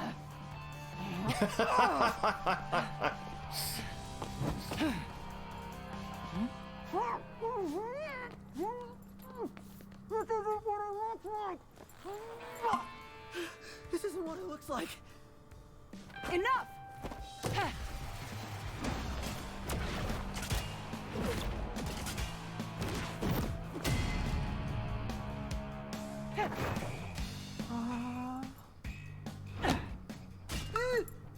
So what does it look like? That I just want to talk? I think all my defenses did my talking for me. All I heard was a lot of meh. Mr. Chai, do not escalate. You are such an idiot. Oh, this is bad. I take pride in my work. You're not slipping away this time.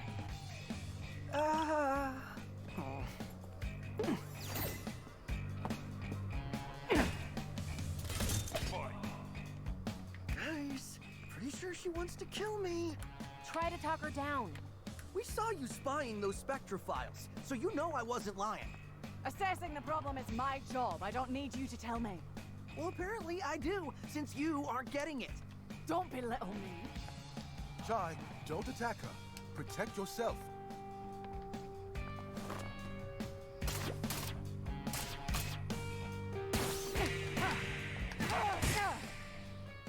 Just chill, Corsica. You broke into my office. You destroyed my security. To peacefully resolve this. Wow. Do you even listen to what you say? So, let's put down the sticks. Not a chance.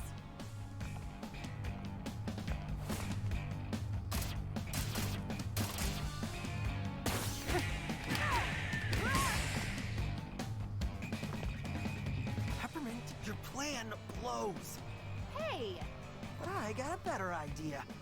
Let's get her really mad. Keep the attacks coming and wear her down. Chai, you're a genius.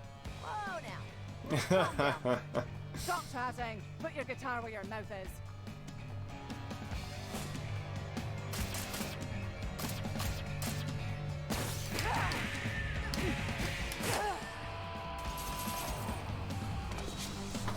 You think you can strong-arm me?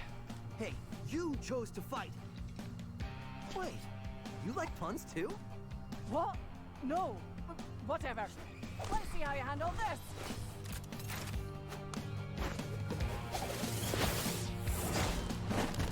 What the?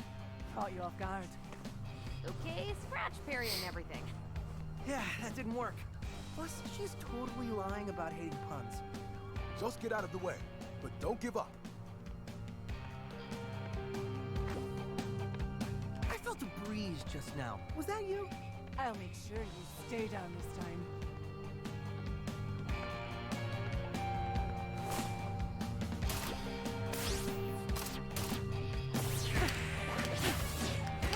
Way to go, Chai. I could rock this beat all day. You look like you're sweating. Impressive. Mr. Chai really is good at aggravating others. This was known, Cinnamon. How about this?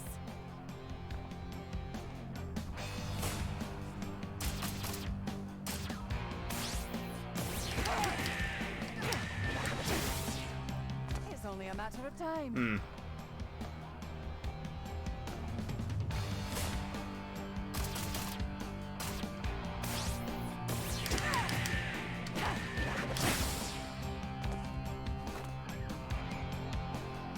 You're doing great.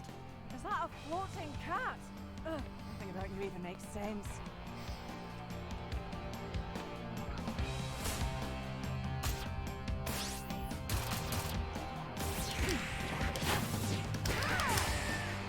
Admit it. You're enjoying this. You cocky loser!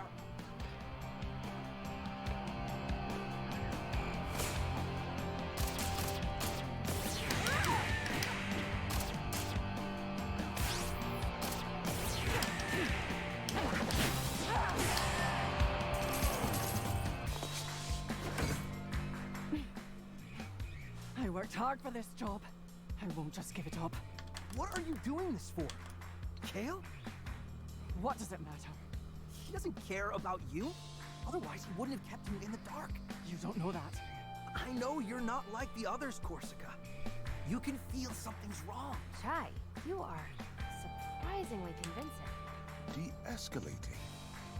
I think we may have a chance. Or are you just too oblivious to figure that Oh, out? come on! That's it.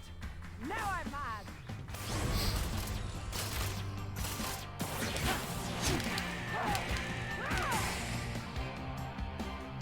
In your own words, Wait, what is oblivious? Enough distraction. That's great because it's not that deep of a word.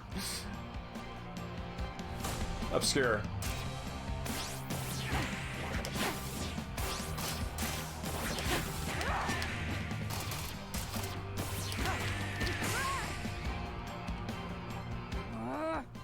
Keep it up, little guy. It's getting late. I'm supposed to be back at the hideout by dinner time. You are so annoying.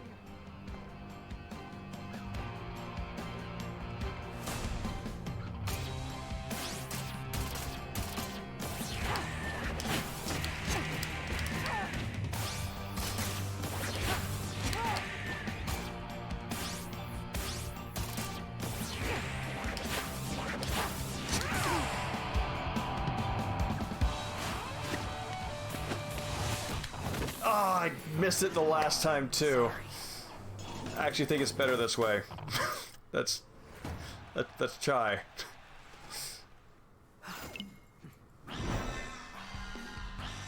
Escape plan, now!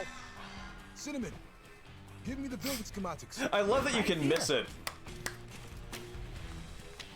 Yeah, I've never caught her, so I don't know.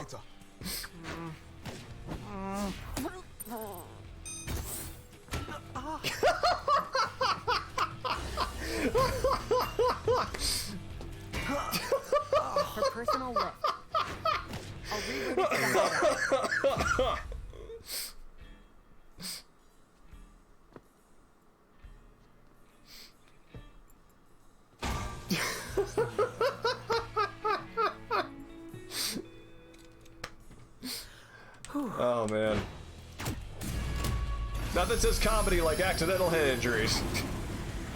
See? Everything works out in the end. You were right about Spectra, but I'll handle it my own way. We don't have to fight. You can help us. Oh, Corsica. You're just not good at your job. Hale? Bypassing my security to access secret Spectra files.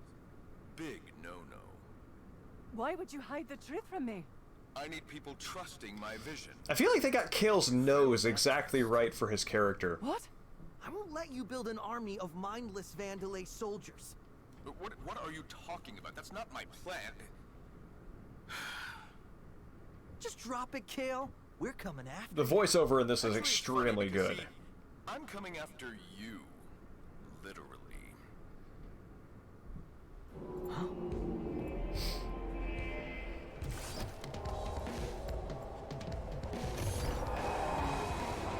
Oh, you'd never understand the potential of Spectra.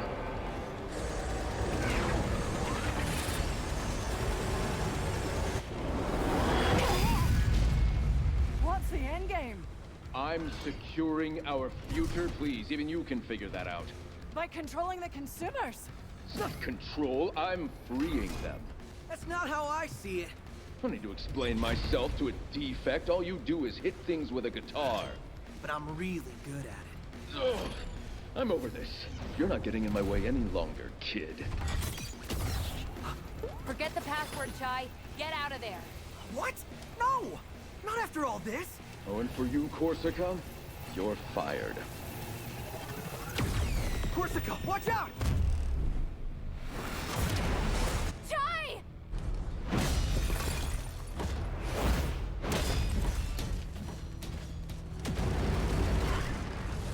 Fired? Oh, should have used the flamethrower. Better, well, there's always next time. Like how petty Kale's, like, ultimate motives ultimately are.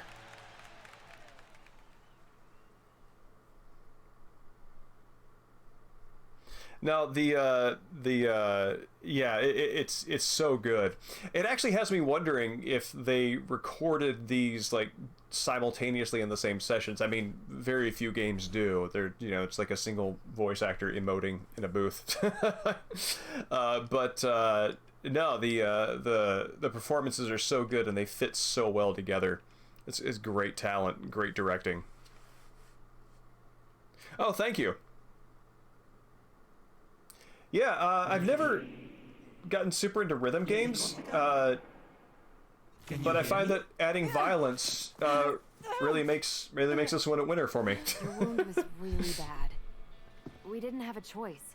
Luckily, Miss Peppermint and Sir Macaron are familiar with robotic implants. And with my steady hand... You... saved my life.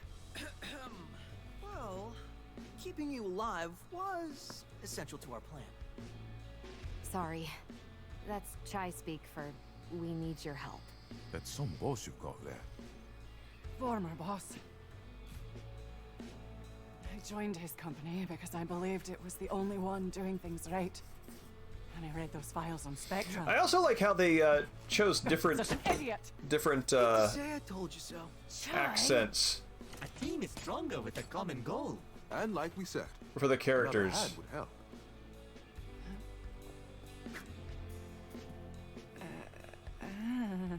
Come on. Why don't we tell you everything we know? Ooh, it's getting dark in here. All of that, right under my nose. Kale manipulates. It's what he does. And now he plans to do that with Spectra. Spectra is almost a manifestation of his personality. He used me and then tried to kill me. I won't let him get away with it. So, you're in? Oh, I'm in. And I think I know what to do next. Try. You got a second before we head out? Oh, Viper, since I think you hopped into the stream after it had started, I want to encourage you to go back and watch, if you have time and you need 20 minutes of silence to fill. I talked about Santo versus the Grave Robbers, And I think you'll appreciate a lot of what that game does, its imagination, its weirdness, and the novelty of its presentation. So I'm going to refer you back in time. I think you'll dig it.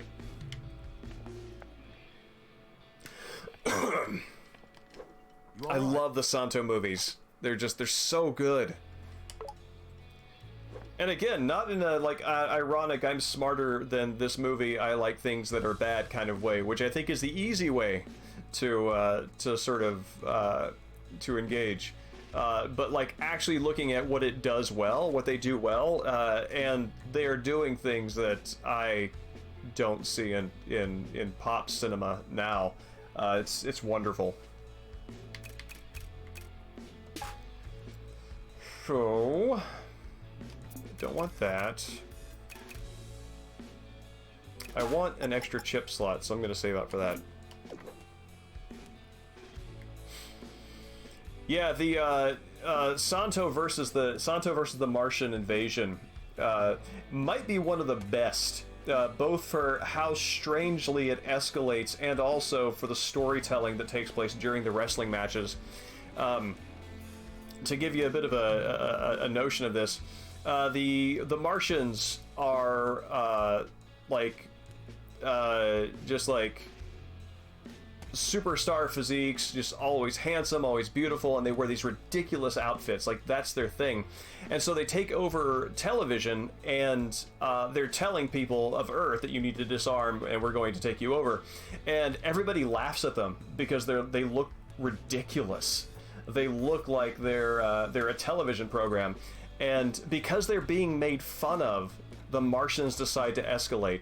And I kind of feel like that might actually be how it goes down, you know?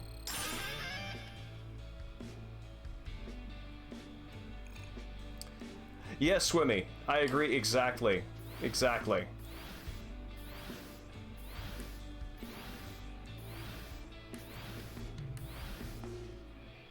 Also, they reach a point where they realize that the reason they can't negotiate with humans is because they're superior specimens. So they decide to dowdy themselves up so they are less imposing, e.g., less beautiful. It's really fascinating to see like an alien invasion where vanity plays such a key role in how it unfolds.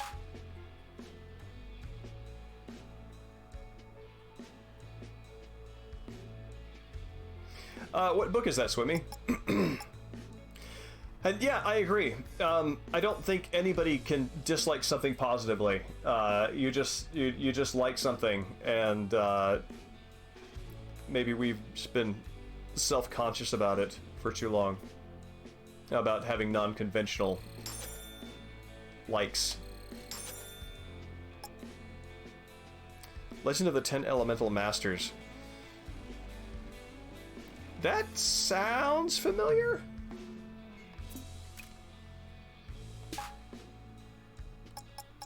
Let's see. My other favorite.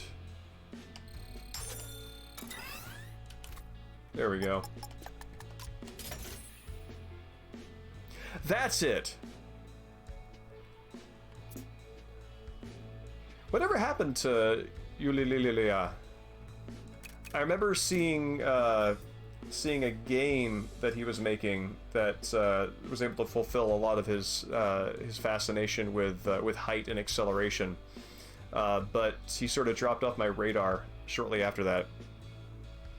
Same, Dustin.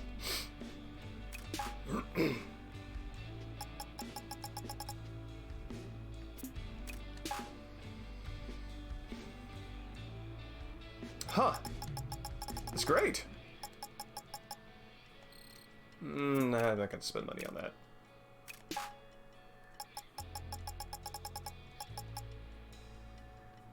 Okay, I feel good about this.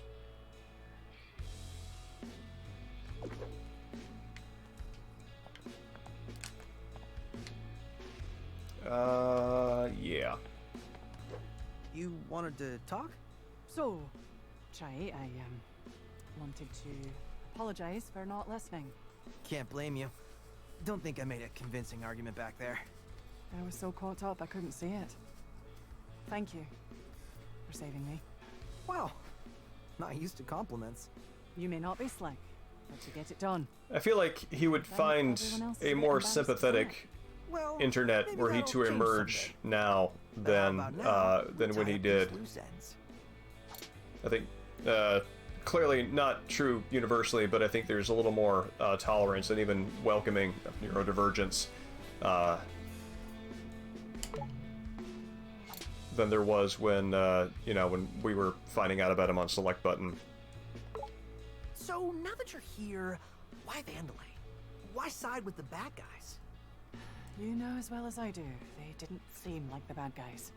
When I was growing up, my home was the site of a major ecological disaster. Roxanne Vandalay led the environmental cleanup and helped everyone in my city start again. It's an appreciation for outsider art. It's one of the reasons why indie pro wrestling is very interesting to me. As an outsider art sort of my doubts after first meeting with Howell, but what would you call it?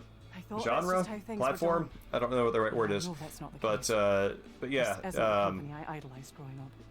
Hey, I met my favorite band once, and I have a they lot of totally respect for put that. me off, so I know how you feel. I think it's a little bit different here. But sure, Chai.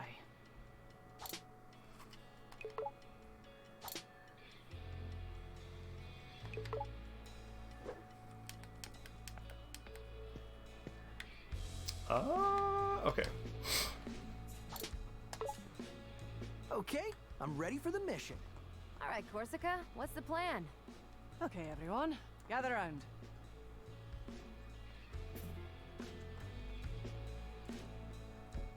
Mission briefing. Actually, we say mission report. Isn't that basically the same? Yeah, but it's kind of our thing. Semantics are unimportant. With me, we've half the passwords we need. My plan? We go after Mimosa. Head of marketing. She's on campus preparing the Project Armstrong Festival. It's a huge party. Sounded awesome. Wish I could go. Mimosa's scheduled to perform, so now's your chance. But security. That's why we're taking a back route. The Vandalay Museum connects right to the concert stage. Mimosa is making sure no one misses her performance, so it should be empty. Her narcissism will lead to her downfall. Eloquent, Cinnamon. We only have a small window of opportunity, so we must be careful. Very professional, Corsica. I'll get compliments on my plans. Anyway, I've synchronized Corsica's new parts to 808's frequency. What's this new? Don't worry, you're gonna love it. Yeah, there was a documentary that I watched a couple weeks ago called "Fake It So Real." That's about an indie pro wrestling promotion in North Carolina, and it's about these guys who are, you know, I don't know where they're trained or what, but they put on shows every week and take the injuries, have their own local drama with the writers and everything. So I mean, it's basically just like a full-on indie wrestling promotion, and that's the sort of thing that I have a lot of respect for. It's something that I've always said with regard to my YouTube videos, which is that, and also my criticism, which is that, you know, there's something that I wanted to be out there in the world and it didn't exist, so I decided to make it. And anybody else who's doing that, I have a lot of respect for and affection for that. So, but yeah, I remember I caught a review of that movie, and it was just laying into them for being amateur and unprofessional, and ironically, given the name of that sport, is that yeah, it's just laying into them for how they would never make it big time, and I'm like, man, that's kind of the point.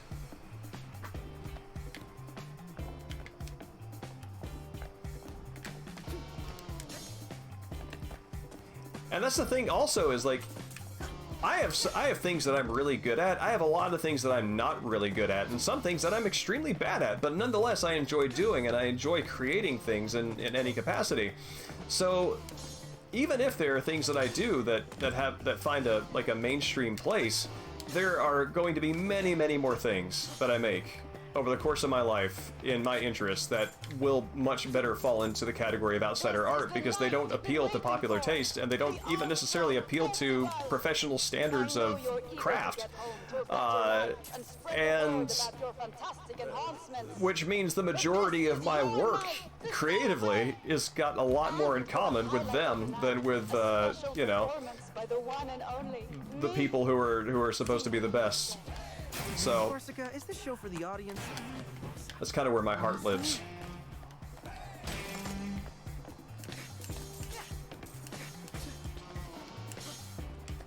Yeah, I died a few times on this boss fight. I found that it fell into the category of game fight where, like, as soon as a new phase happens, I had to learn it by dying a few times. So my repertoire of skills did not translate into a smooth first time through.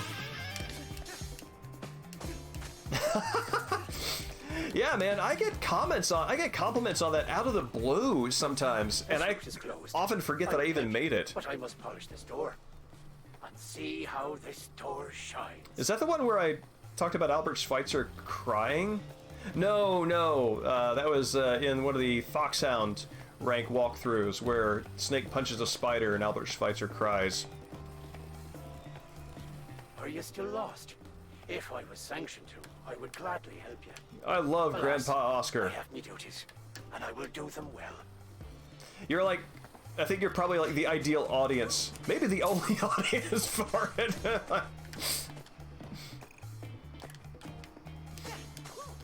But honestly, if something I make has exactly that traction and it has it good, then it's good work. Let's see. You all right in there? Gotta wait for those burgers to compost before you take any more. Not feeling too good right now. Oh yeah. Gotta keep it down. No, or that else we can't get out of here. I think we gotta let that dream die.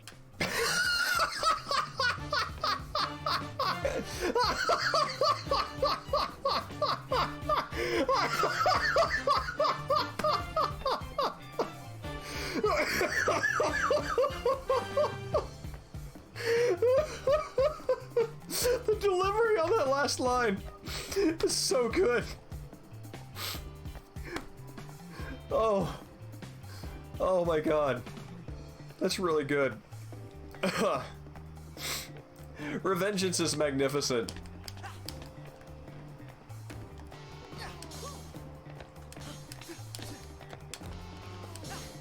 But yeah, the video that Ark is referring to is I found a bug whereby you could destroy something in the environment in Revengeance, and like the drum can has got weird collision. So there's like this. Think of it as like a half pipe, like a skateboarding half pipe, and it's an object that can move around. So if you get inside that in the drum and begin rolling, like these two curved surfaces grind against each other and then lift. And so you can just go really, really high off the ground just by using the drum can to kind of futz around with the physics collision. Down the back routes, but it's on fire. Oh man. Anti-human security. And I think this is where I come in. You're prepped, so get in there. Excuse me. I'll have to charge up enough energy to blow out the flames. But you've only got a few moments before it starts up again. I could get some stealth kills down in Revengeance, but that I could never get that playstyle to work. I wish that the old Snake, Solid Snake sword had been brought over. That's lovely. Here we go. 3, 2, 1, go! Way to go, Korska. Go on, Chai. You gotta act quick. Peppermint, this tech is amazing. Thanks. It wasn't much. Miss Peppermint, your face is turning red. Are you having an allergy attack?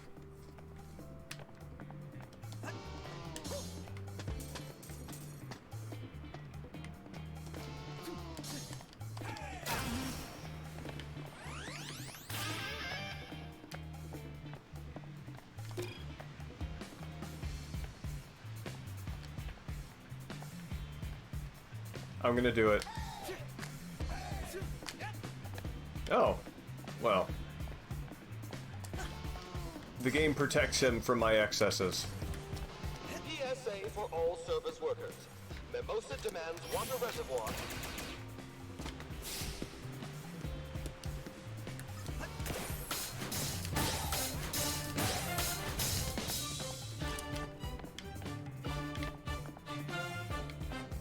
Get him, Macaron! You cold? Macaron! All eyes on it. The music in this level gives me Persona 5 OST vibes.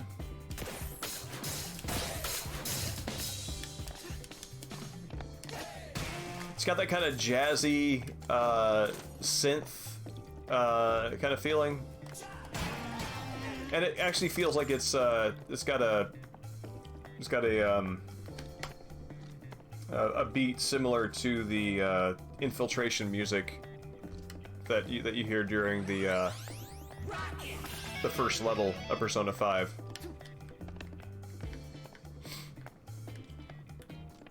From here, we can hear the show. And I do not think anyone will find us. Our jobs are safe.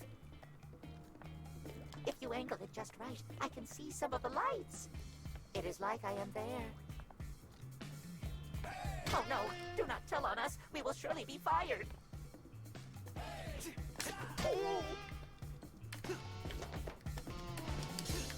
I'm sorry, guys, your NPC's in a video game and they've incentivized me to hit you on the head with a guitar by giving me a response.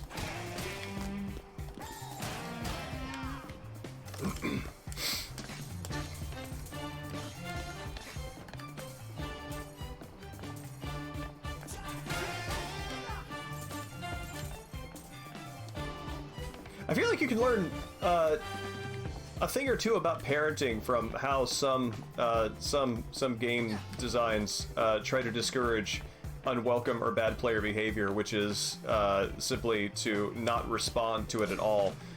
Because as soon as there is zero feedback, people's interest level drops. But as soon as you tell someone, no, don't do that, then you've given them attention. And I feel like that could have value in certain contexts, parenting.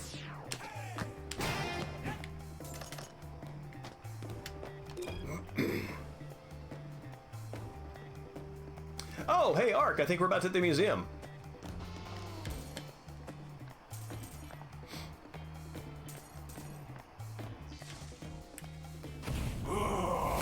Oh, I hate this guy. You're supposed to be at the show. Prepare to get burned. Not cool. Putting out fires is my specialty. Figuratively and literally. I should get there soon. What you got? You got this? This is all right.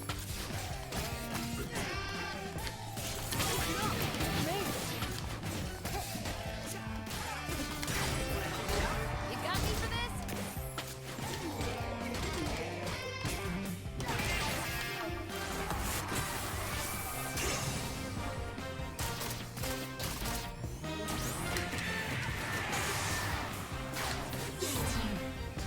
I should be there pretty soon.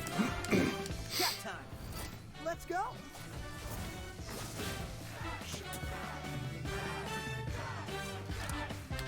Just so you know, I can soften up some of the tougher enemies. Don't forget to call me in on those heavies. Jam time.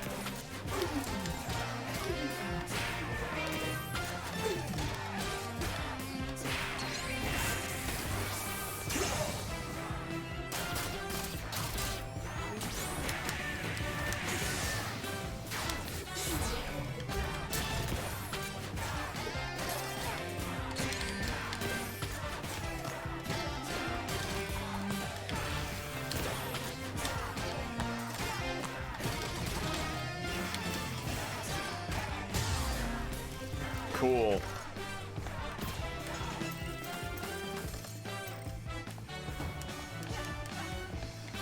Impressive.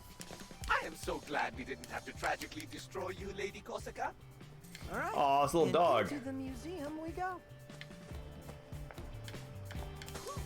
I don't think I noticed those my first time through.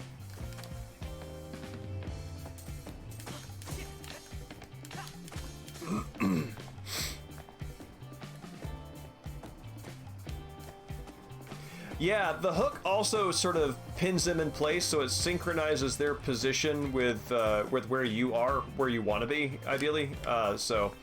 It's good for a few on a few fronts.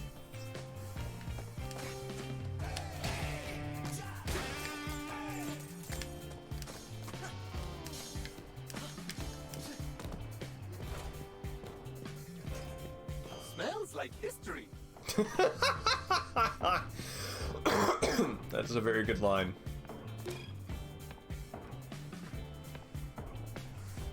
Ah, they're flashlights.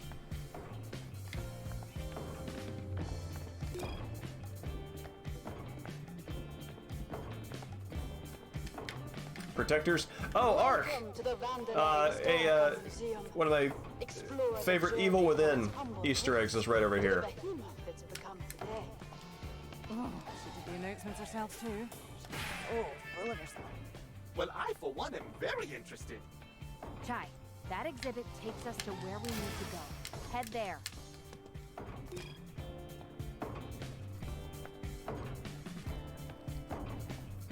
Yeah.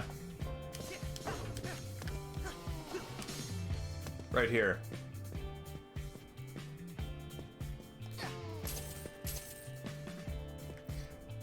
The little,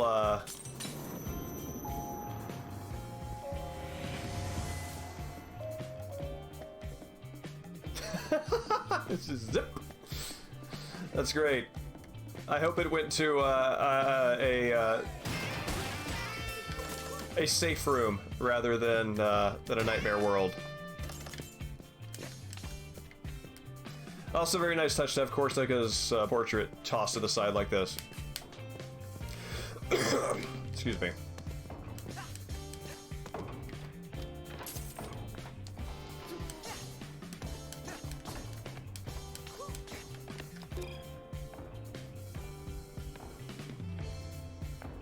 Ah, this is a personal assistant.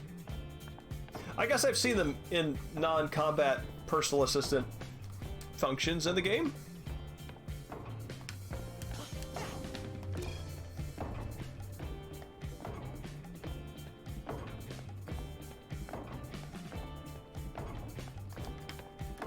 Ah, robotic pet.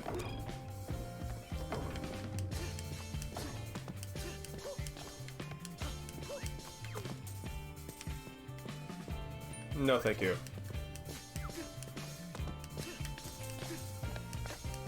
Yeah, so here's recontextualizing the brutal. Embrace your inner caretaker. Externally.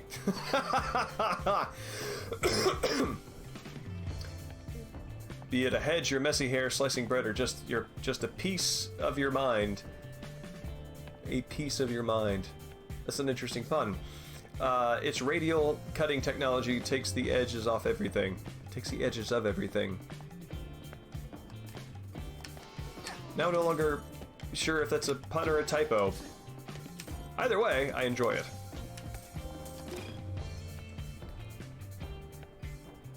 Babu model may be cute and cuddly, but it's always safety first when it comes to these units.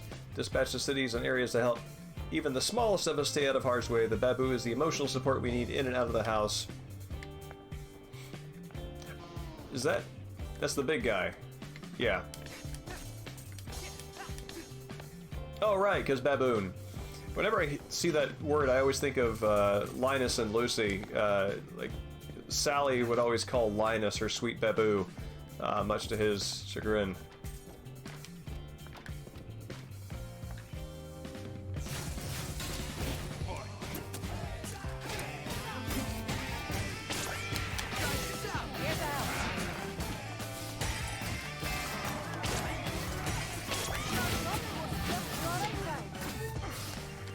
Where the...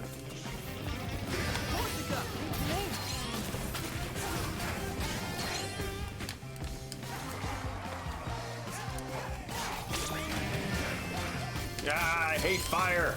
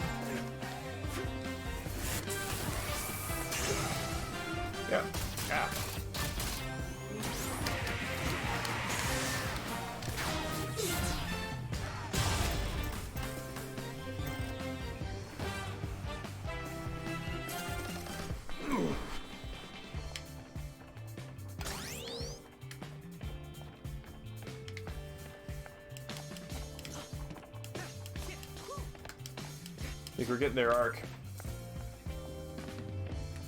What?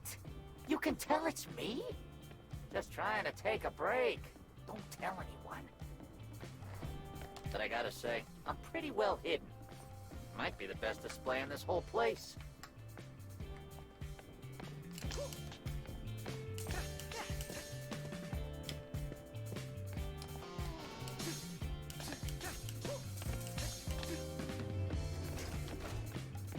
We all know No, not quite yet. Mandalay, our prodigious leader. But where does the story start? Originally Vandalay Solutions, we were once a small little startup.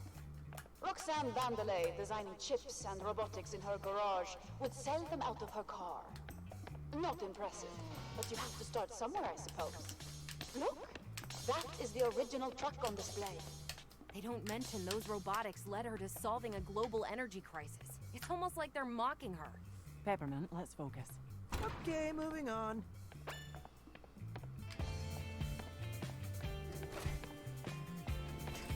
Oh yes. Senko. That trusty companion that follows you everywhere and laughs at your jokes. The Senko line will carry your goods, protect you from bad weather, and absolutely not go insane. Insanity reduction is coming in future update. That has a eerily self-driving Tesla security update vibe to it.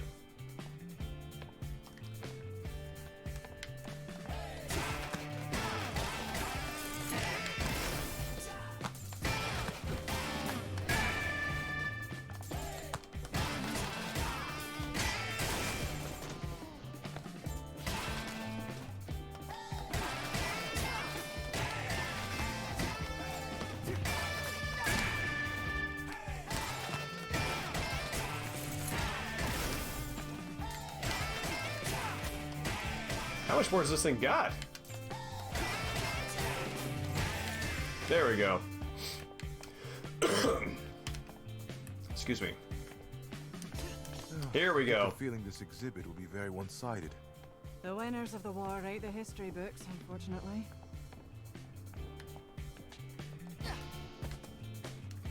Where's the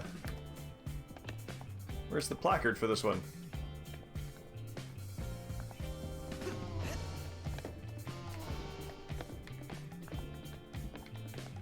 Is there a placard for this?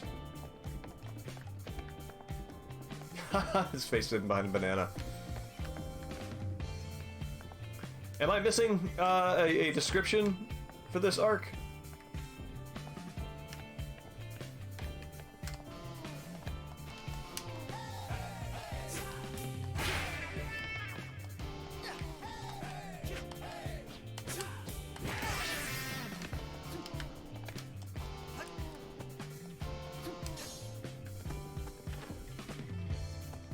Okay.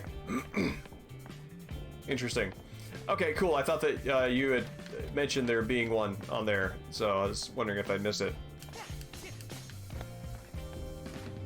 Fire squad reporting in. Oh, I hate these guys. Stop it right there.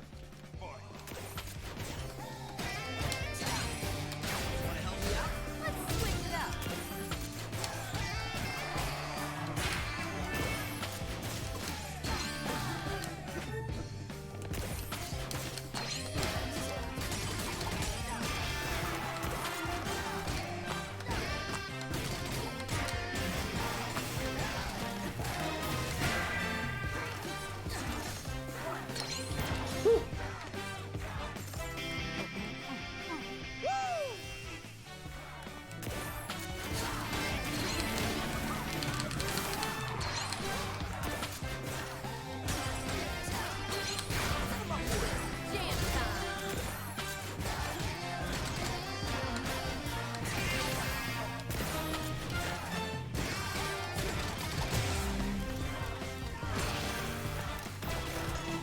You're right.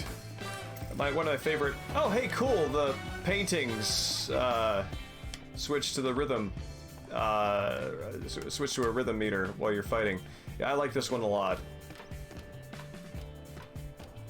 Robotic the Scream with a Vandalay V in the background there. and your Andy Warhol use of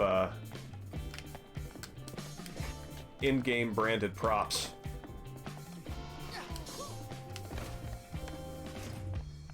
Vandalay grew, and in only 3 years, the company became the world's largest supplier of robotics.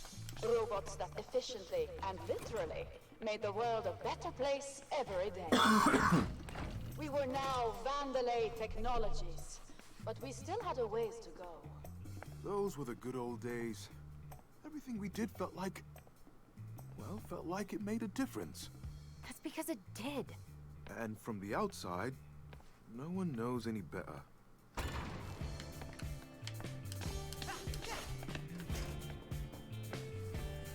The defect? Kale said you were dead and buried. Kale's a liar, Mimosa. Figures you'd side with him. Corsica? Ooh, what a twist. Enough theatrics! Oh, there's never enough. I like how Mimosa is into the drama right from their very first appearance.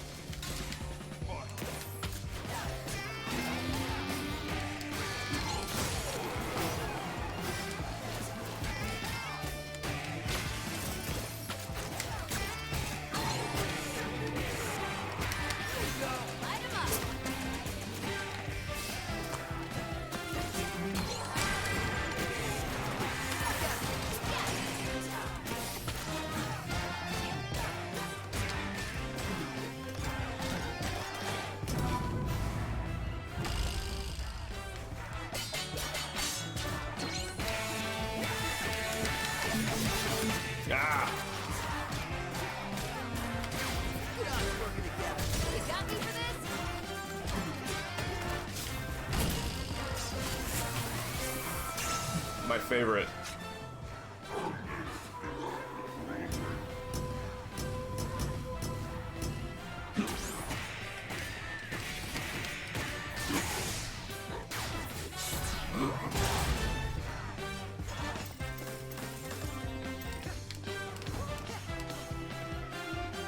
Mosa knows we're here. Not good. The alarm triggered some lockdowns. I'll look around for another route. Cute.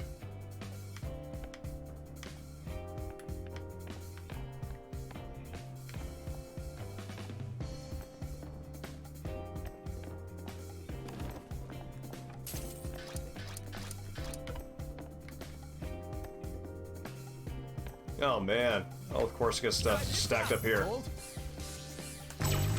They wasted no time getting her out of the picture.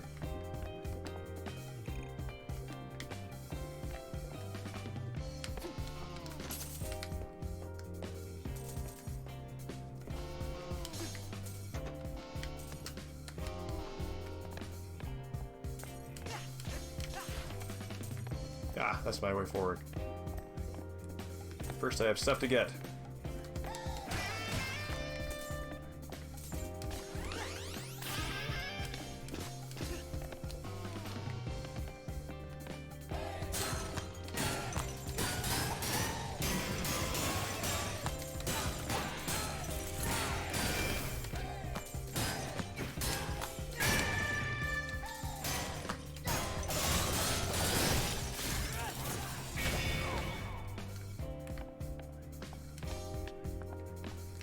Yeah.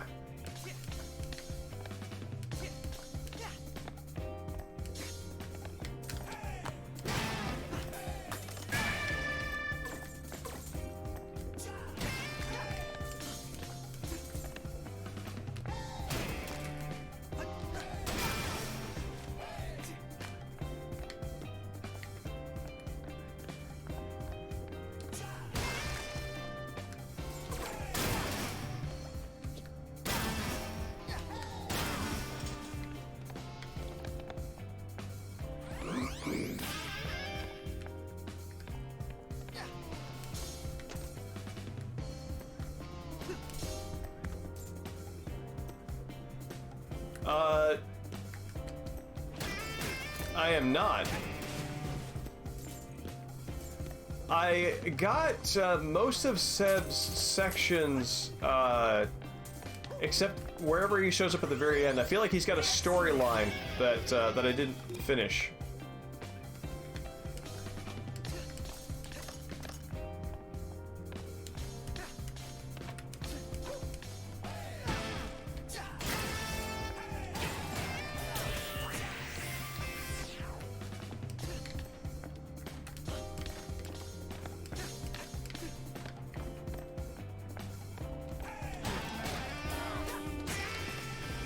I need to get my Corsica upgrades.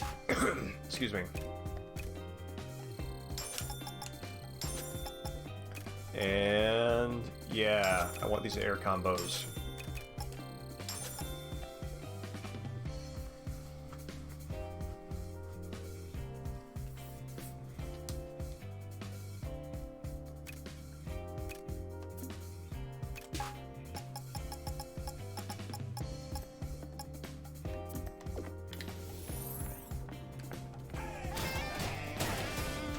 Oh no, Oscar! This only inspired me to create again. But this next piece will be even better.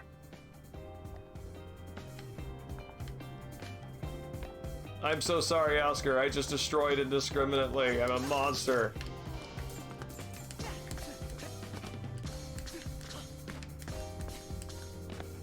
Hey, Chai, I can overheat that generator model. Why would I want to do that? Watch this. Same. I'm wondering if they'll come in handy on Rhythm Master. Corsica, you got this? Don't worry about me. 3, 2, 1, go! Chai, move quick before it cools down.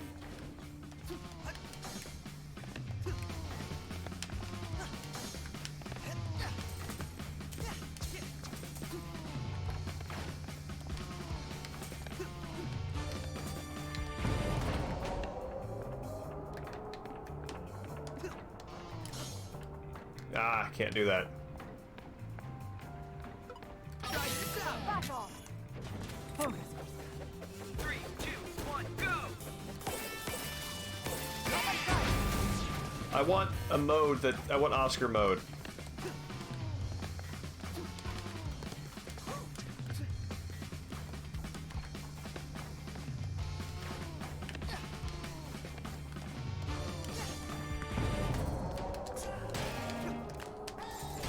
There we go.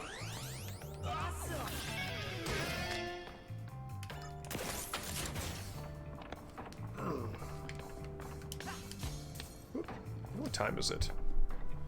10:33. Let's see where we land here in a second.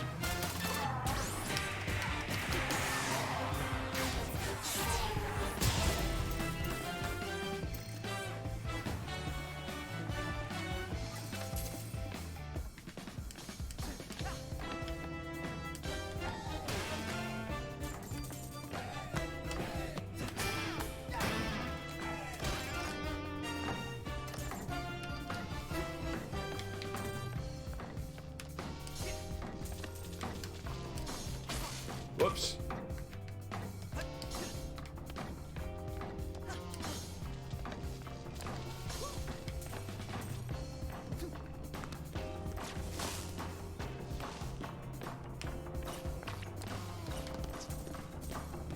Oh no, am I about to enter the dreaded electric floor section?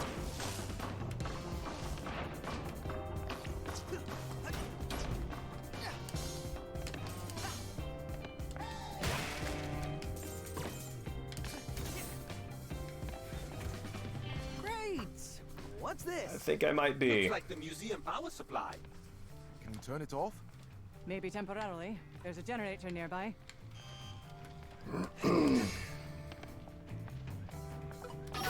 Corsica? Don't worry about me. 3, 2, 1, We've got to move.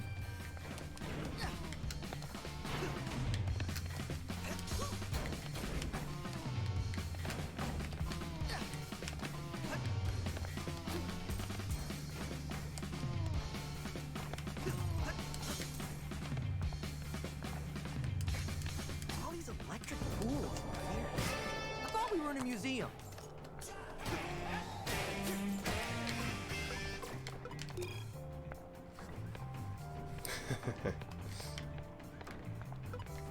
Let's see.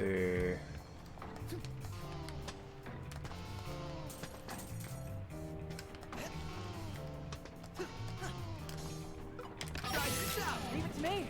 3, 2, 1, go! Go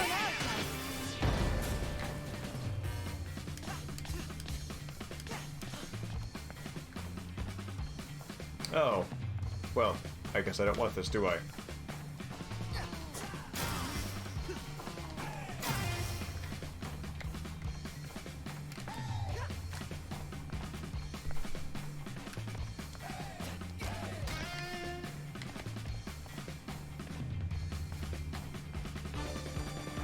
I want my platforms back, please. Thank you.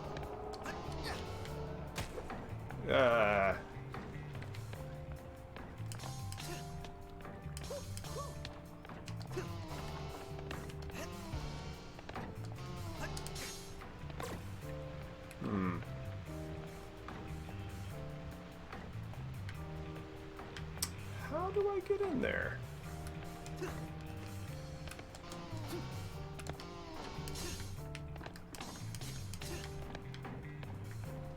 Corsica, you got this? How's this? 3, 2, 1, go!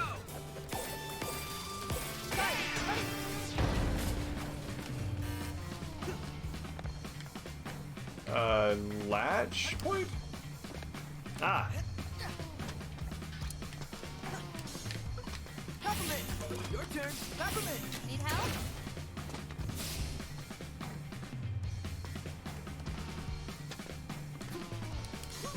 Cool.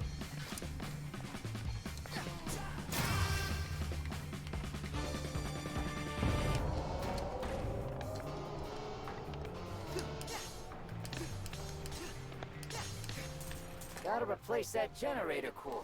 But how am I supposed to get that there? If only I had a strong assistant who could help me out.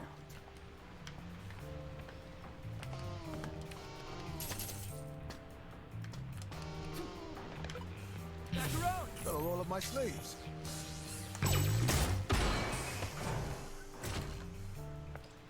So, you don't mind if I take the credit for getting that core back in, right? Yeah, I don't remember that either from my first playthrough.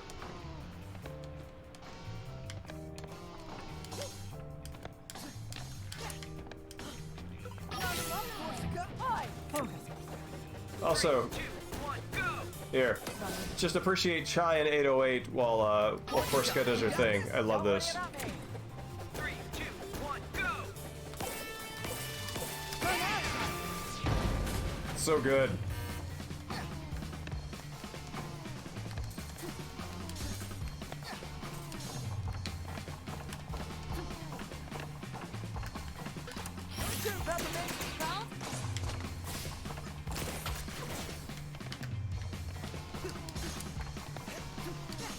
Here we go! No problem, guys. Lift it up! Cold? Here we go! Let me out this. Lift it up! Leave it to me. Here we go. 3, 2, 1, go! Yeah, I know. I love those little details like that.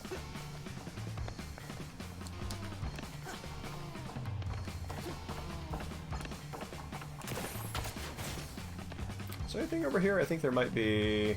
There is not, in fact. Get him, Macaron! No problem, guy. I am at the electric floor room. Alright, we're gonna see how this goes.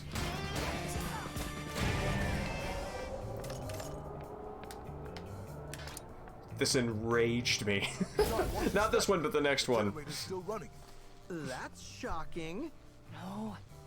Stop. Corsica withholding.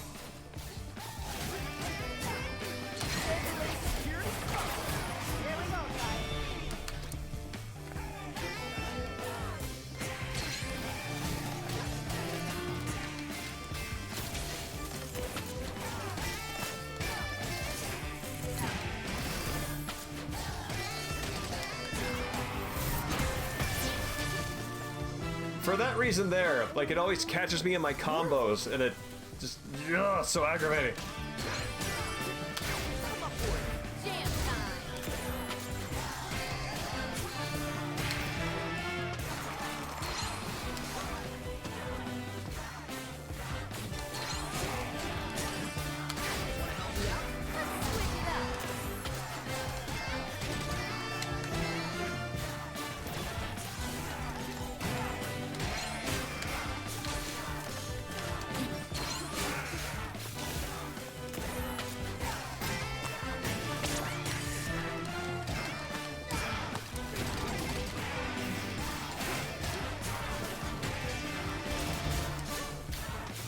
Cat time.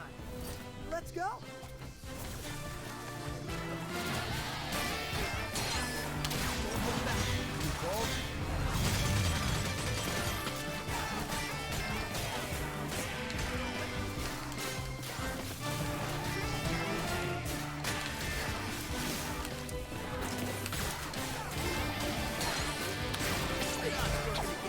You got me for this?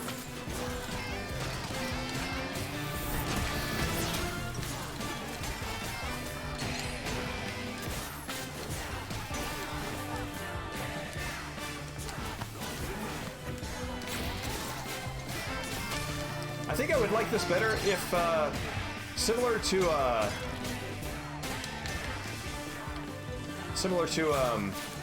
what's your name's fight? Hold on.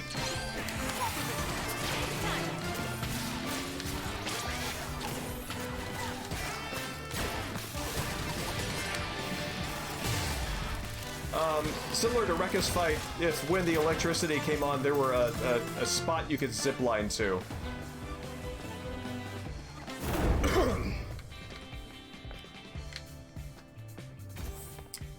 Because it feels very cheap and very momentum breaking when you get caught by it.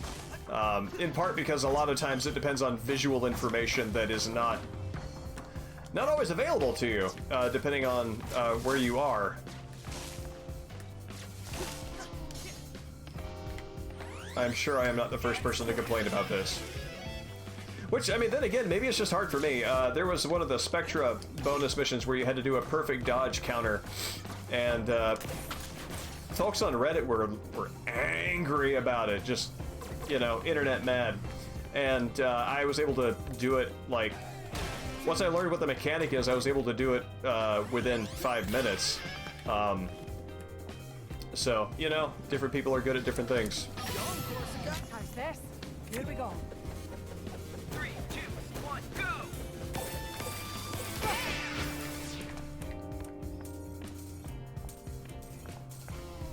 Oh, Mr. Jai, you have quite a view of the exhibit. Cinnamon, why are you the only one enjoying this? It's exciting and educational. Yeah, this is the part that reminds me of Persona 5.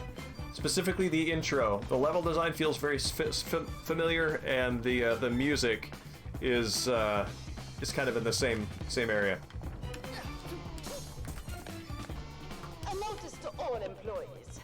The rumors about the demise of department heads have been greatly exaggerated. Found you.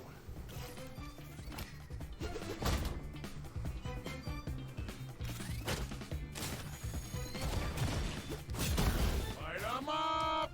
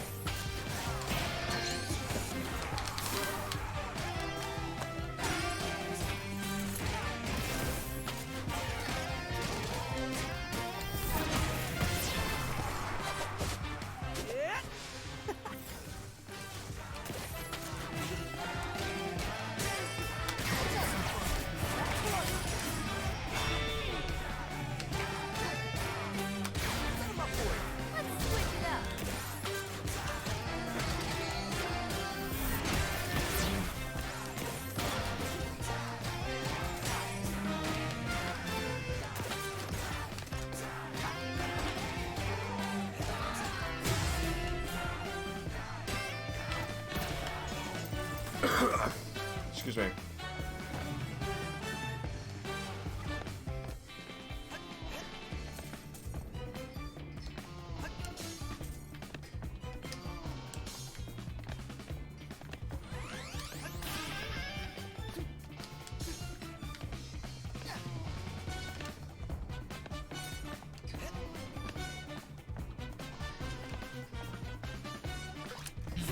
Let me at them.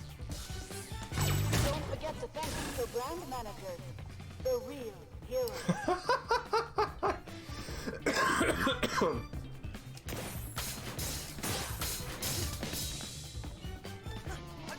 I think one of the things that unites all of these characters as a dysfunctional corporate family is not that they love what they do, but the fact that they think that they exclusively are responsible for the success of a given enterprise. Go get it, guy.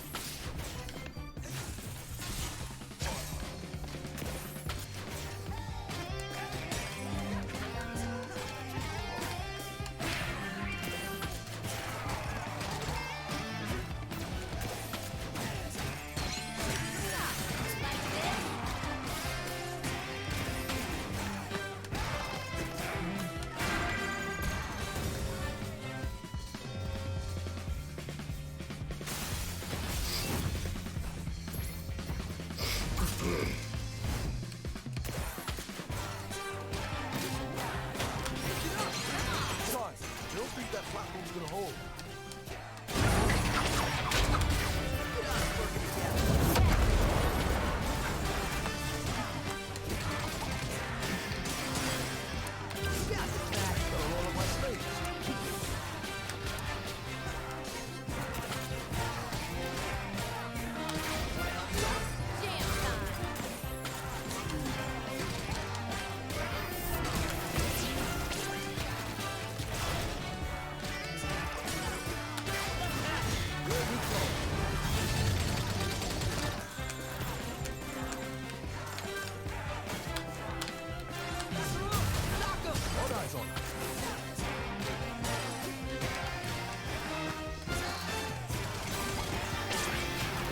Ah, I hate those lasers.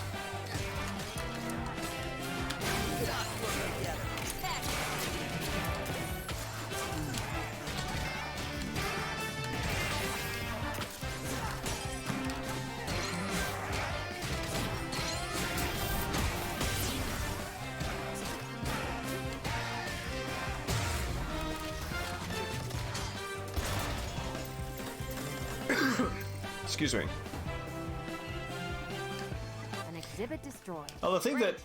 Oh, Burn this hey. whole place down. Here's Seb. Now, the thing that bothers me is less attack signaling in this sense, but more like environmental hazard.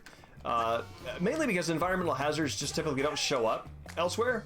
And so it's kind of... I mean, I get that it's a novel element of this particular sort of set piece, but...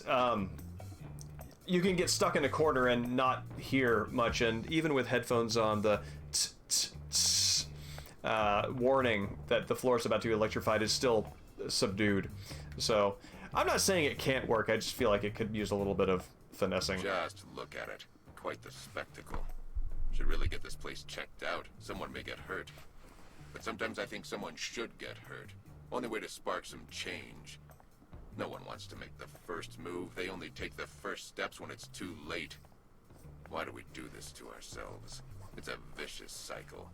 And I'm supposed to be the resource to help people? Art, Viper, I'm curious, what do you make of the little wind effects that's sort of like swirling around Sebastian? Should be thankful. Or maybe I should have felt some pain. Maybe it would have helped me to try to help.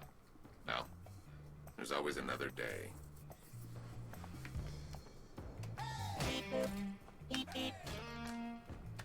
Keep it up, kid. Might make me wake up from this nightmare. Hey. I've noticed it like happens every time he shows up. Like it's always attached to him. Excuse me.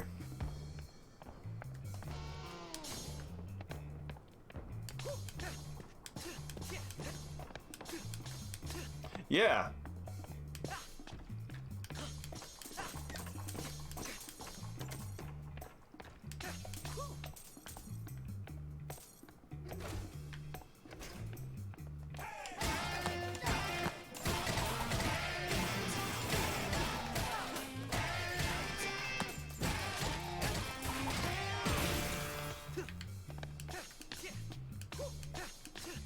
Miss anything in here? Nope.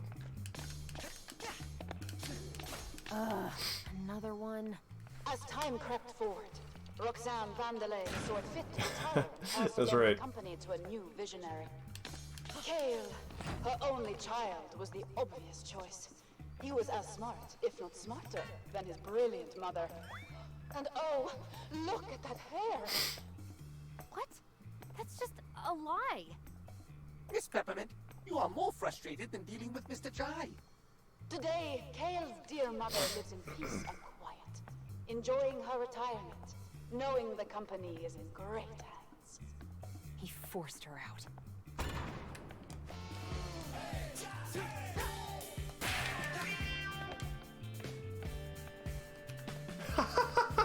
It's a picture of those guys, the robots, the workplace mishap.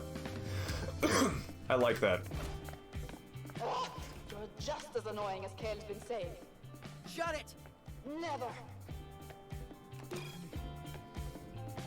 Kimono line, a fierce and friendly child protector and playable companion. The softer side of Vandelay. Want a pet without the waste and frustrating caretaking. Cuddle mode.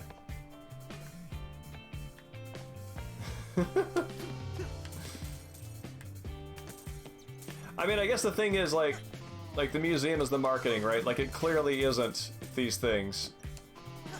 I guess I just now put that together that it's themed on Mimosa, because it's BS.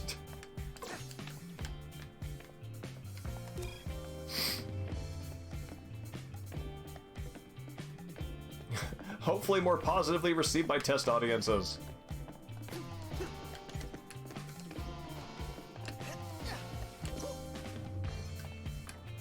Don't worry, Chai.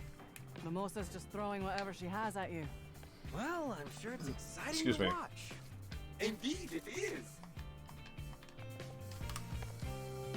3, 2, 1, go!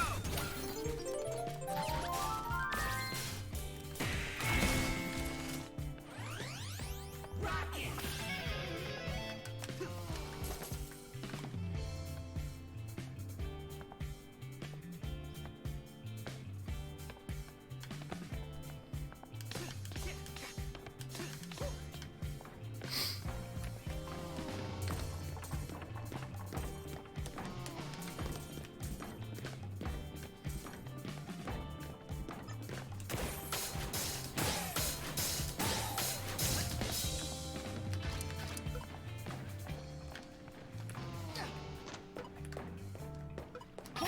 Don't worry about me. Get right. 3, 2, 1, go!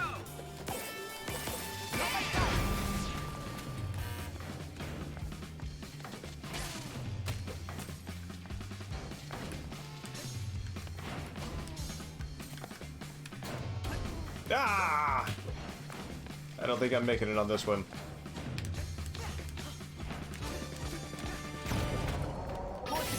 Now, this is worth it just to watch Chai and 808 again on this. 3, 2, 1, go!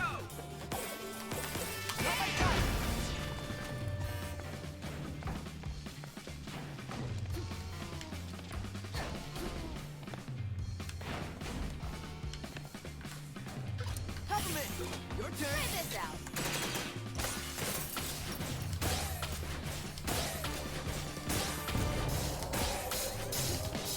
Whew.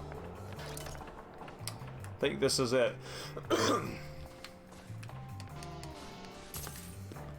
This is the level that I was stuck on for 2 days.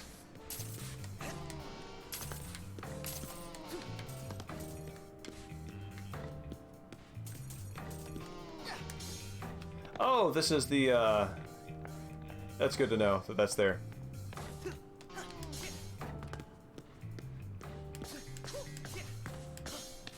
Whoop. I kind of want that.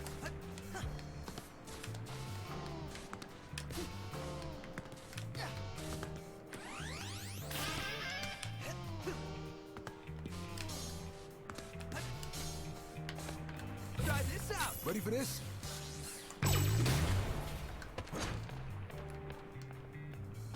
Some pests just don't want to go away. Show's over, Mimosa. Oh, I doubt that. I haven't even hit the stage.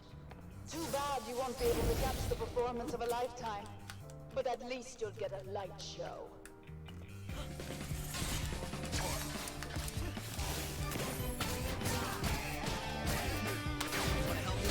Let's switch it up.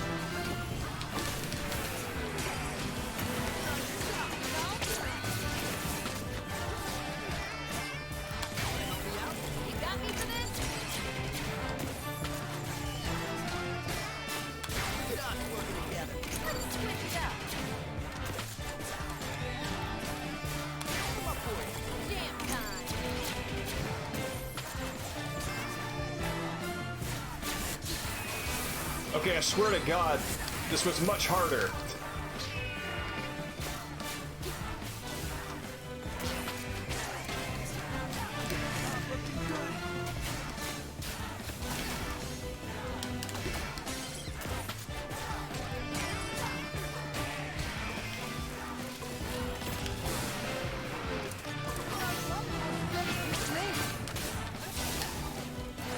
There we go.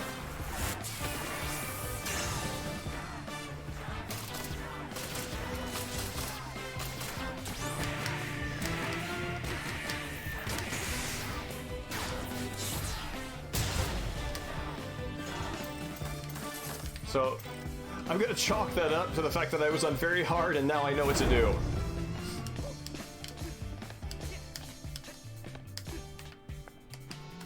You're almost there, Chai. Just open the door for us in the next room. Yeah, I know. I'm actually really surprised at how easily it went. I have strategies for it now, which took me 2 days to figure out.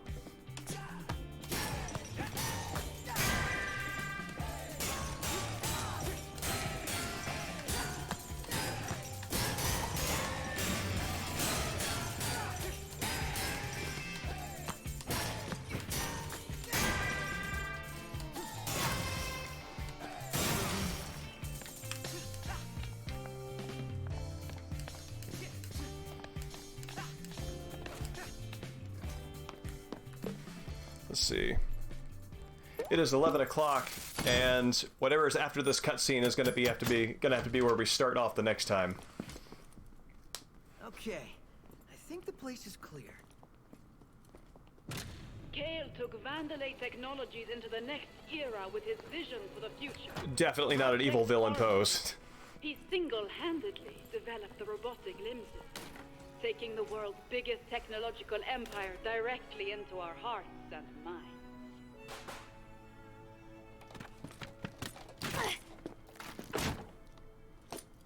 You liar. That's not what happened. Peppermint, take it easy. I feel your pain. The exhibition was not all I hoped for either. She did all the hard work. You stole it. Why do I feel more out of the loop than usual? I wanted to be my own person. I ran away from my family when I shouldn't have. I didn't know it would lead to this. Peppermint, what's wrong? Caleb I agree, didn't Ark. develop all that technology. I know this because this leg, my mom made it for me. Your mom has a competing robotic limb company. No, Chai. My mom is Roxanne Vandalay. What? Which makes Kale my brother.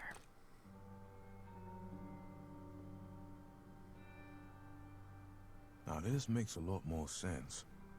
He's always taken advantage of people, but I didn't think he'd take things this far. I know what you probably think. You think... Who cares? Did you think we wouldn't talk to you anymore? We got this far because of you. We're all here because of you. Yeah, but... And I'm here fighting because of what you found, and what you're trying to stop. Not to mention, Mr. Chai is the one in the most danger. Well, yeah, there's that, but that's like secondary or something. Your brother doesn't define who you are. And this doesn't change anything. Really? It only gives us a stronger reason to fight. As friends. Chai, that was beautiful, mate. So, you wanna go crash a party? I'd like that. I got Chai's voice I really actor. wanted to say that crashing the party line since we got here. But it's okay. You can have it. All right. Chai's voice actor showed a really good emotional range for this character and that performance. I like it.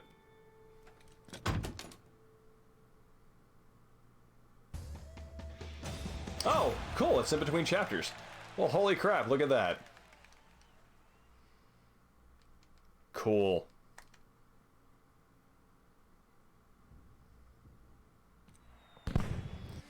Okay, this is where we're going to pick up next time. Oh, because I fortunately got started a little earlier, which means we could go a little bit longer, but now it is time for me to call it a night. So, thanks everybody for coming out. Ark, I hope you feel better, man. And let's see here. Back to this. I hope you feel better, and yeah, thanks everybody for coming out, and I will see you next week. Later, Viper. Don't forget to catch the 20 minutes if you want to see some great Santo movie stuff. I'm probably going to be talking about it next week, too. So, have a good night.